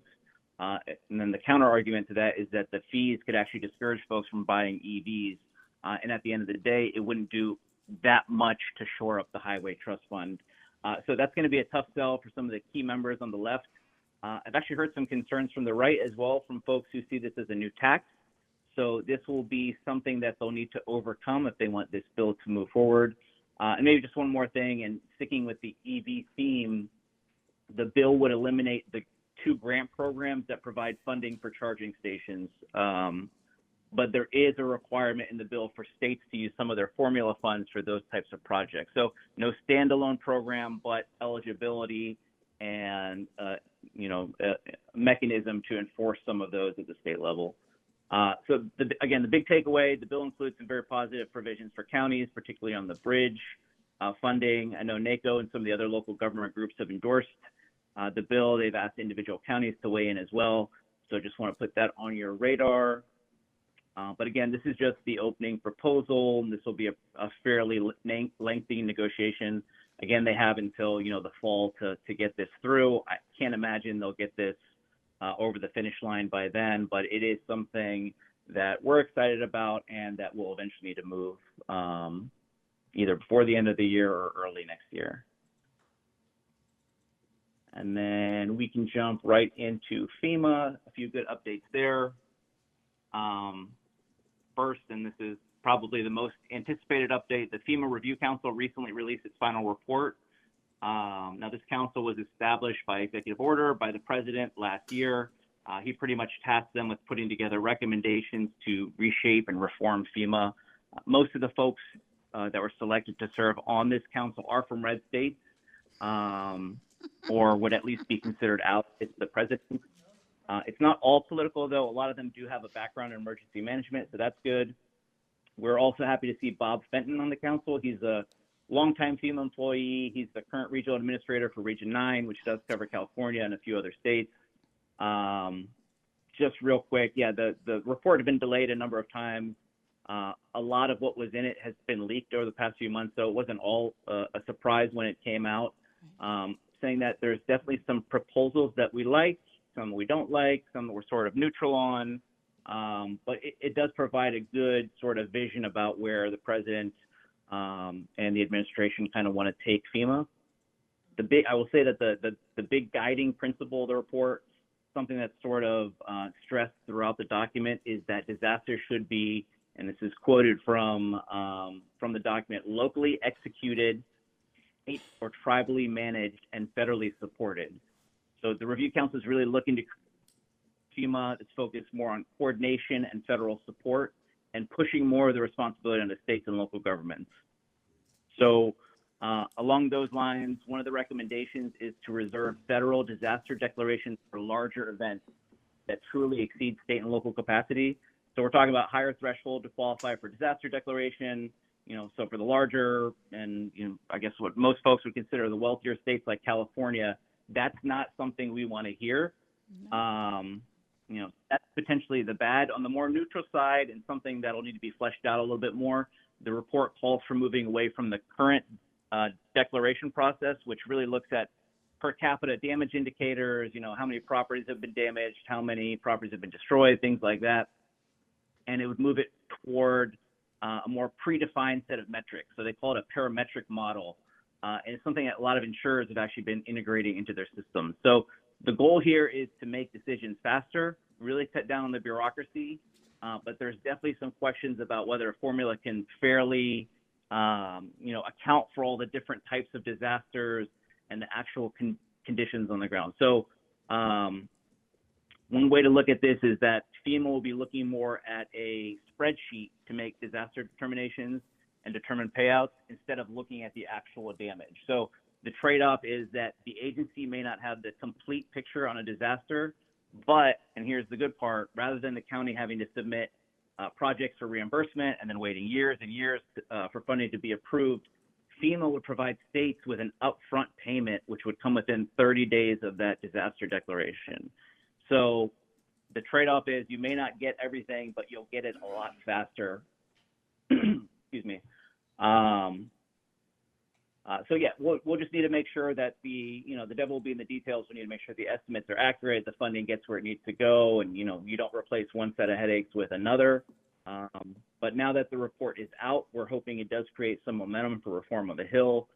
There is a comprehensive bill that's been approved at the committee level. It did have broad bipartisan support in the House. It's actually the same committee I mentioned earlier. Congressman Garamendi did help shape that bill. He's a major player on this going forward. So we have a good, good line of contact into shaping this bill. Senator Padilla is likely to be the lead on this reform effort in the Senate. And I know NACO is actually working hard to find a Republican to pair with him. In the discussions that we've been a part of, a lot of the Republican offices actually wanted to see what came out of the Review Council's work before they would commit to moving forward on a bill. So that's an important step. At the end of the day, we're still pretty far from the finish line, but the gears are in motion. We will make sure to keep Matthew and the board apprised as things move forward, as opportunities to impact this bill come up. We'll definitely keep on your radar. The second FEMA-related development, one that we're really excited about, is the creation of a publicly accessible dashboard to track the county's public assistance disaster requests. So it doesn't sound super exciting, but one of the main requests we hear from counties is, you know, where's our project in the FEMA process, and when are we going to get reimbursed for our expenses? So this dashboard, which is required by the recently passed DHS funding bill, would provide project level info, so your cost estimates, status of projects, timelines, and more. And then FEMA would also be required to explain why projects have been delayed or why cost estimates haven't been approved.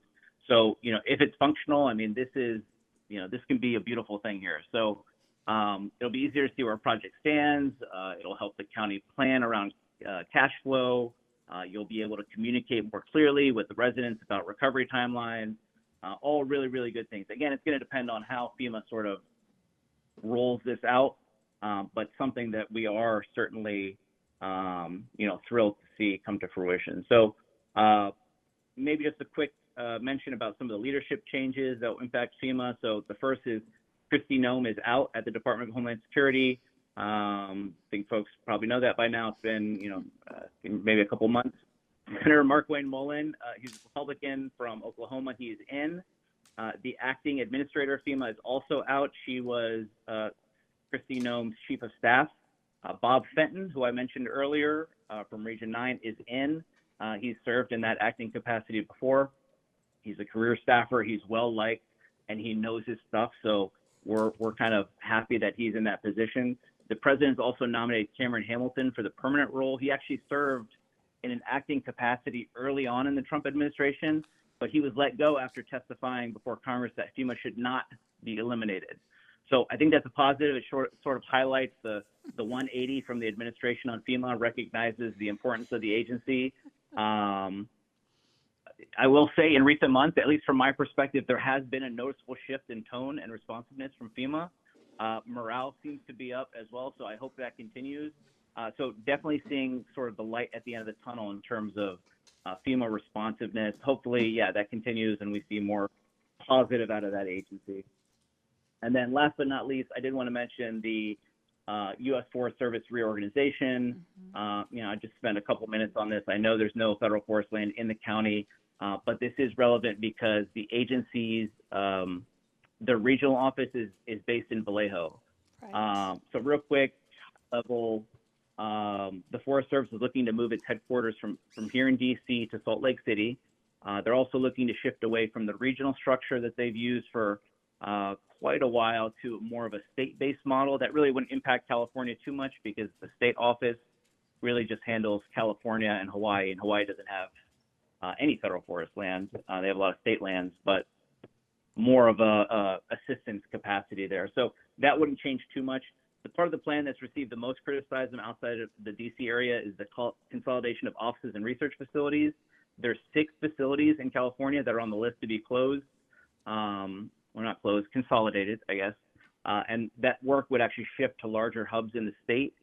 The administration's argument is, you know, it's pretty straightforward. They want to get rid of some of the bureaucracy. They want to move more of the decision-making closer to the forest and the districts where the work's actually happening.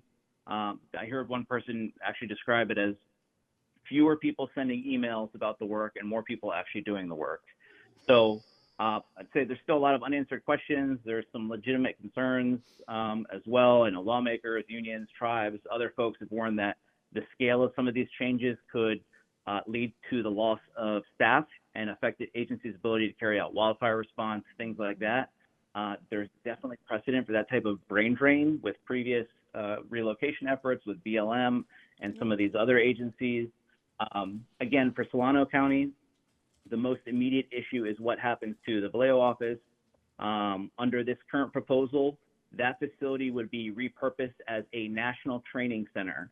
So it's expected to remain in use, but the role there would change significantly.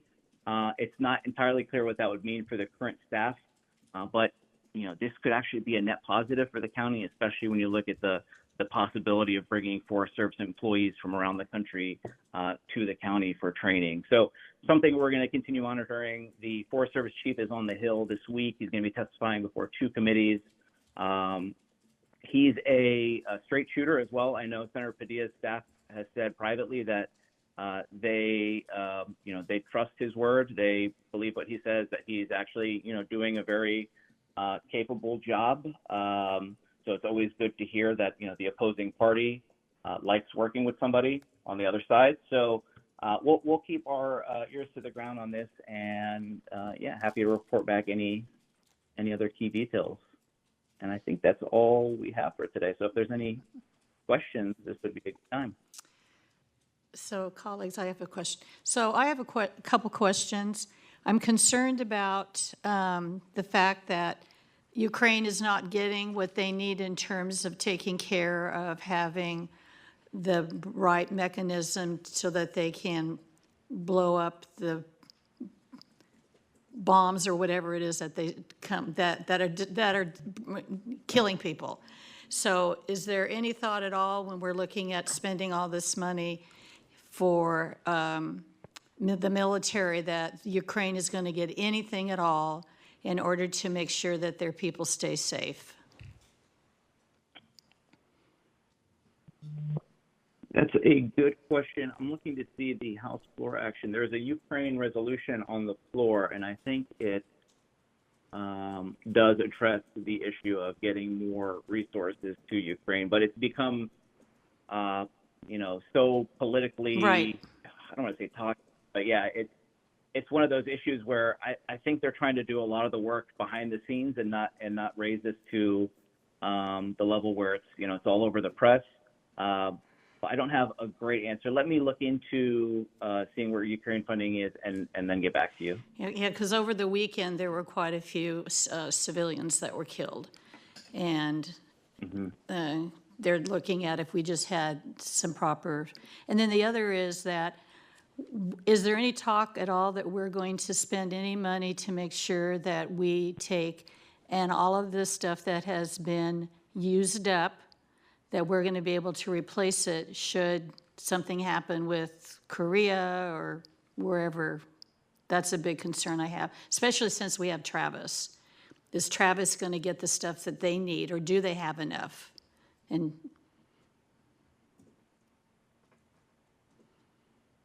yeah, that's another one we'll probably have to follow up with. But yeah, no, that's fine. Since I had you right here. So with Congressman Garrett, he's usually really tuned into a lot of the stuff. I know he's on intelligence and some of these other key committees where he does get some of the key intel that we don't always hear in the press. So we'll follow up with his office and make sure to get you that info. He just did a town hall last week, but there was so many other things to talk about. And then another question I have in terms of bridges, that particular one dealing with bridges, does that mean we could get a new one going toward Rio Vista on Highway 12? Yeah, so it would be formula funding that would go to the state, and then they would dole it out to the county level. And again, they would have the direction to give a certain percentage of that funding directly to counties. So it wouldn't fund a specific bridge, but it would provide funding for the county to make those bridge determinations. So maybe the short answer is yes, it would provide more funding for bridges in the county. Yeah, I figured again, it's there's probably not going to be enough money for Rio Vista. I'm thinking of something a lot local that needs to just be replaced, that maybe, WPA put it together. We need to take care of it. And that's the other concern I have too when it comes to FEMA money. Is there going to be a big total, or are we just going to be able to get what we want until the door is shut? I'm just, because let's call it like it is. There's a certain person who doesn't like California, so I always worry about if we're going to get our fair share. And that's a good question too. So that's I think why we're excited that Bob Fenton is in that acting capacity at this point. He was acting administrator for Trump 1.0 as well, and he's a career guy. He's not a political guy, and he knows California really well. So this would be a good time to sort of put the pressure on to try to get some of that funding out the door. And they do have, for a while, they were waiting for that DHS spending bill to go through. FEMA was really only responding to immediate disaster needs. So now that window is sort of opened back up and there's more funding available, that I think that now is a good time to make that pitch. Okay. Anybody on the call, up here? Is there any, do we do public comments from people with calling in? We have not done public comment, but I do not have any cards. And Okay, don't I think can't- all callers on the line are from Paragon, but I will check just in case. Okay. If there are any callers on the line who wish to speak on this item, please press *3 to raise your hand. If there are any callers on the line who wish to speak on agenda item number 14, please press *3 to raise your hand. There is no one raising their hands. Okay. Anything from my colleagues? So, okay, I just worry, let me just worry. I worry we're not going to have enough money to feed our people. I worry we're not going to have enough money to take care of people in hospitals. I don't want any hospital to be closed because we're not putting our money in there. I worry about a certain person and the stuff he was talking about of making, and that's a whole nother issue. Sorry, I'll try not to be too political right now. But anyway, I want to thank you and Karen for taking the time out of a busy day and keeping us informed as to what's going on and giving us a little bit of hope. You know, that's because that's the only way you're going to make it through. I'm still not happy about raising the tax on gas. I think that's insane. Who do I complain to?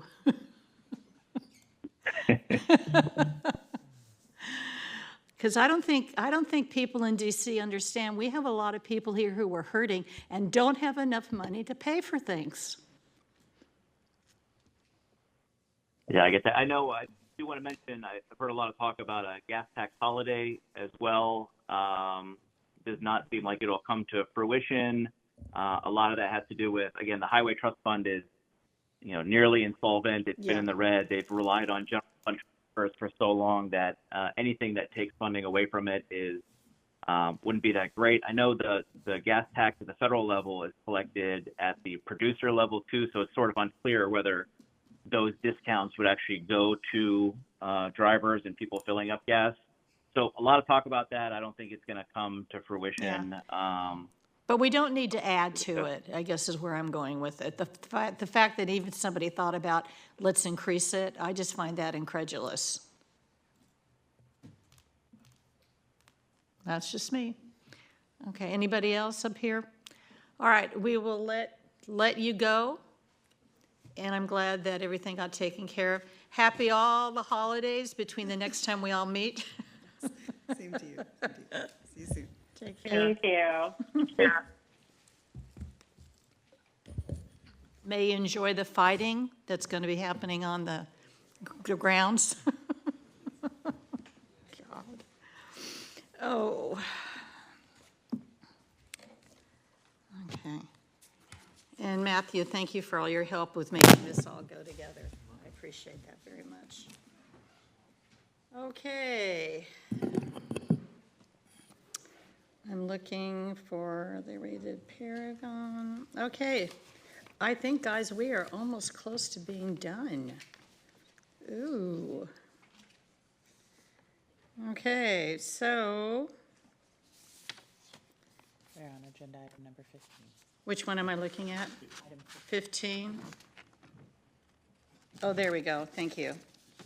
Okay. No, I appreciate that. Okay, so to County Council.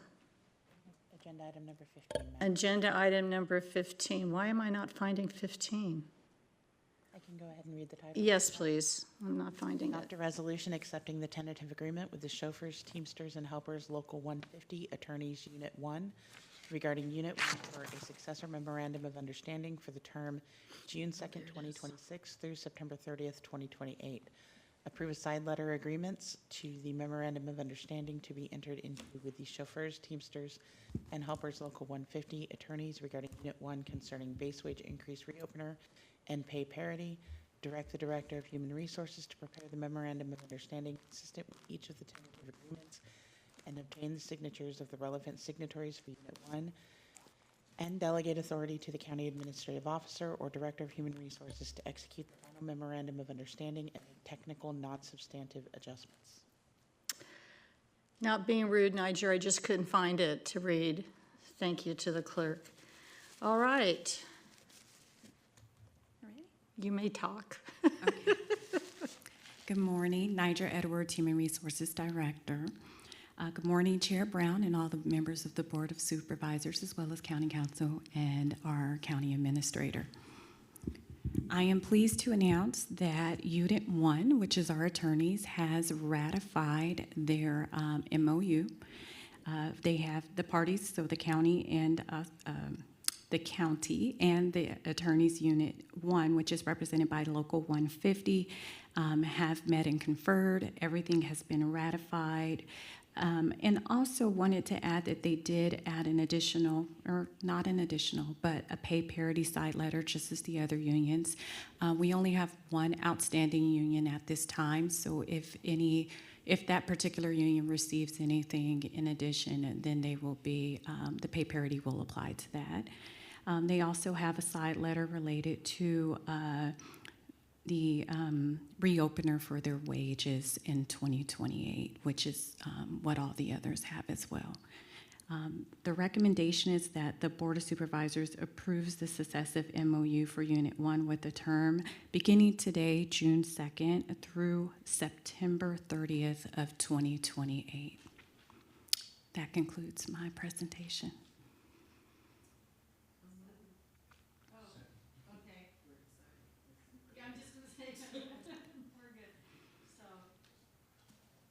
It's been properly moved and seconded? Oh, does the public get to talk on this one too? I thought it was a contract. I have no callers on the line. Okay, I'm not used to that. I'm not used to the public having to talk on contracts. Okay, sorry, my bad.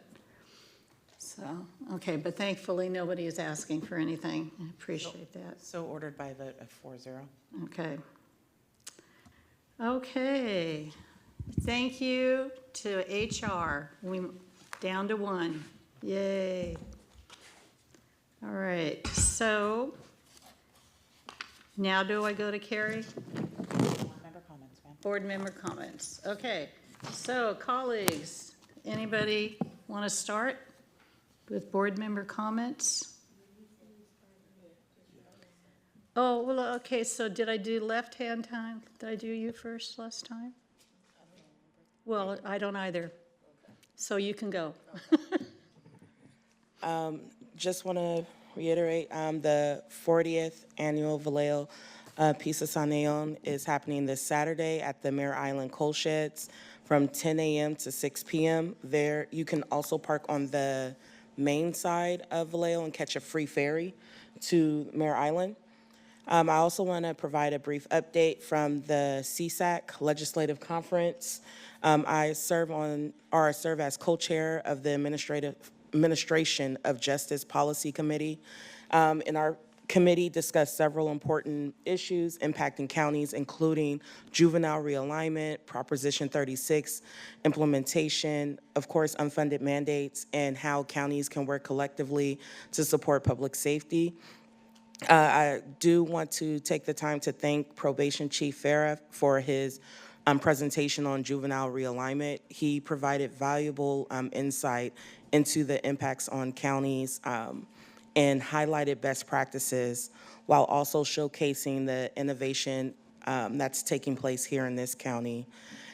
And as Karen stated earlier, there was significant discussion in regards to the May revised budget, including or impacts that many counties will face, the effects of H.R. 1. We did hear from the Senate Pro Tem where she stated she was honest in stating that they didn't have any dollars, and the burden will roll down to the counties, but they want to make sure that we stay in partnership.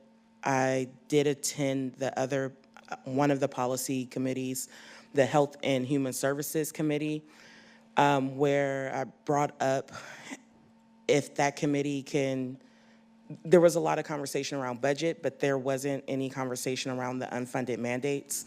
And if we can have either greater flexibility in regards to the unfunded mandates, especially while the state doesn't have the funds to backfill.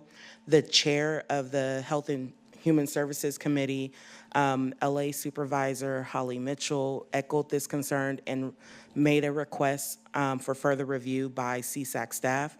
And there is now ongoing conversation in regards to what would that advocacy look like to discuss unfunded mandates. And lastly, I just wanted to share that I recently participated in an important conversation focused on working collaboratively to end human trafficking. Actually, last year, Supervisor Mashburn and I went to Sane Start to have a conversation around human trafficking task force. So there has been ongoing monthly meetings with several community-based organizations. And last week, Sane Start with the Vallejo Police Department, with support of the South Bay Coalition to End Human Trafficking, held a conversation to see what it would look like to start a task force here in Solano County. And the discussion brought together like law enforcement agencies. Vacaville PD was there, Vallejo PD, not Fairfield, I forgot the other police department that was there. Our District Attorney Abrams was there, Sheriff DeWall participated in numerous community-based organizations. It was a great conversation, and we'll be having a follow-up conversation in about 2 to 3 months, especially off of the heels of the World Cup. We just had a Super Bowl. There was an uptick, specifically in Vallejo, where a couple of folks involved were trafficked through our county. So now we have the World Cup coming up. It will be in a couple of weeks. So just providing due diligence in what's taking place, but we will have a follow-up meeting in 2 to 3 months. So thank you. Oh, I was wondering what that sound was. Okay, yeah, that's all right. No, it's okay. Kept, yeah. Okay, so Mitch, go for it. Ooh. First, I'd like to thank you, Cassandra, for carrying that forward and making sure that that is an issue that remains at the forefront for Vallejo and for the rest of the county. Thank you. Second, I have a closing in honor of. In closing, we honor Susie Stocking for her unwavering dedication to her community, her compassion and her compassionate spirit, her tireless commitment to serving others. Through volunteerism, generosity, leadership, she touched countless lives and helped strengthen the bonds that unite our community. Susie's legacy is not measured solely by the projects she supported or the organizations she served, but by the kindness she shared, the friends she nurtured, and the example she set for all who knew her. Her devotion to honoring veterans, supporting her neighbors, and preserving the values of service and compassion will continue to inspire future generations. She will be deeply missed, and her impact will endure in the hearts of those whose lives she touched. We express our sincere gratitude for a life lived with purpose, dignity, and selfless service. May we honor her and her memory by carrying forward the spirit of generosity, dedication, and community that she embodied each and every day. Rest in peace, Susie Stocking. Your legacy will not be forgotten. Thank you. I'm going to be closing in memory of Norma Jean Singleton Richardson. Actually, she is a member of the National Council of Negro Women. And I just want to close in memory of her, known lovingly to many as Miss Richardson's or Mother Richardson, passed away at the age of 92 on April 22nd, 2026, leaving behind a legacy defined by service, leadership, and deep devotion to her family and community. She was born in Greenville, South Carolina. Norma entered the world with humble beginnings. She was delivered actually by a midwife. From those early days, she grew into a woman whose curiosity and courage would take her far beyond her hometown. In 1949, she married Nelson L. White, and together they raised 6 daughters. And they lived across the United States and Europe and Spain. And in 1963, Norma attended a private audience with Pope John the 23rd at the Vatican. So she's done a lot of great things. Let's see, her influence extended across countless organizations. Norma served 4 years on the Solano County Grand Jury, becoming the first African-American jury foreman. She served as president of the Federally Employed Women in Government, whether in Church Women United, the National Council of Negro Women, Heather House, NAACP, and the Red Hat Society. She brought her energy and wisdom and heart. She was a member at Christian Methodist Episcopal Church, and she just leave behind, you know, a lot of people that loved her and just really looked up to her. And actually, when I ran for office in 2018, she was the first, one of many first. I just look at them as my moms and mentors that actually encouraged me and was there for me and to help me along in that beginning process. So it's an honor to close in her memory. Thank you for the opportunity to share about her. Anybody else? I just want to make sure everybody goes out to vote. Do not put your ballot in the mailbox because it will not be stamped June 2nd and it won't be counted. So here at the county, we have people outside you can drive your car to. We even have our own postal box, I guess, for lack of the right word. So please be careful. Everything's changed, guys. Don't mail your ballot. Because if it's not tagged June 2nd, it's not going to count. So please be careful. And every vote counts, as we know. On that wonderful knowledge that you probably could have done without, we are going to not meet for a whole week, guys. Man. So I'm going to be adjourning the board meeting, and we will meet on June 9th, 2026 at 9 a.m. I thank you all who made it through, and stay safe, because people still do not know how to drive on Cordelia Road. Take care.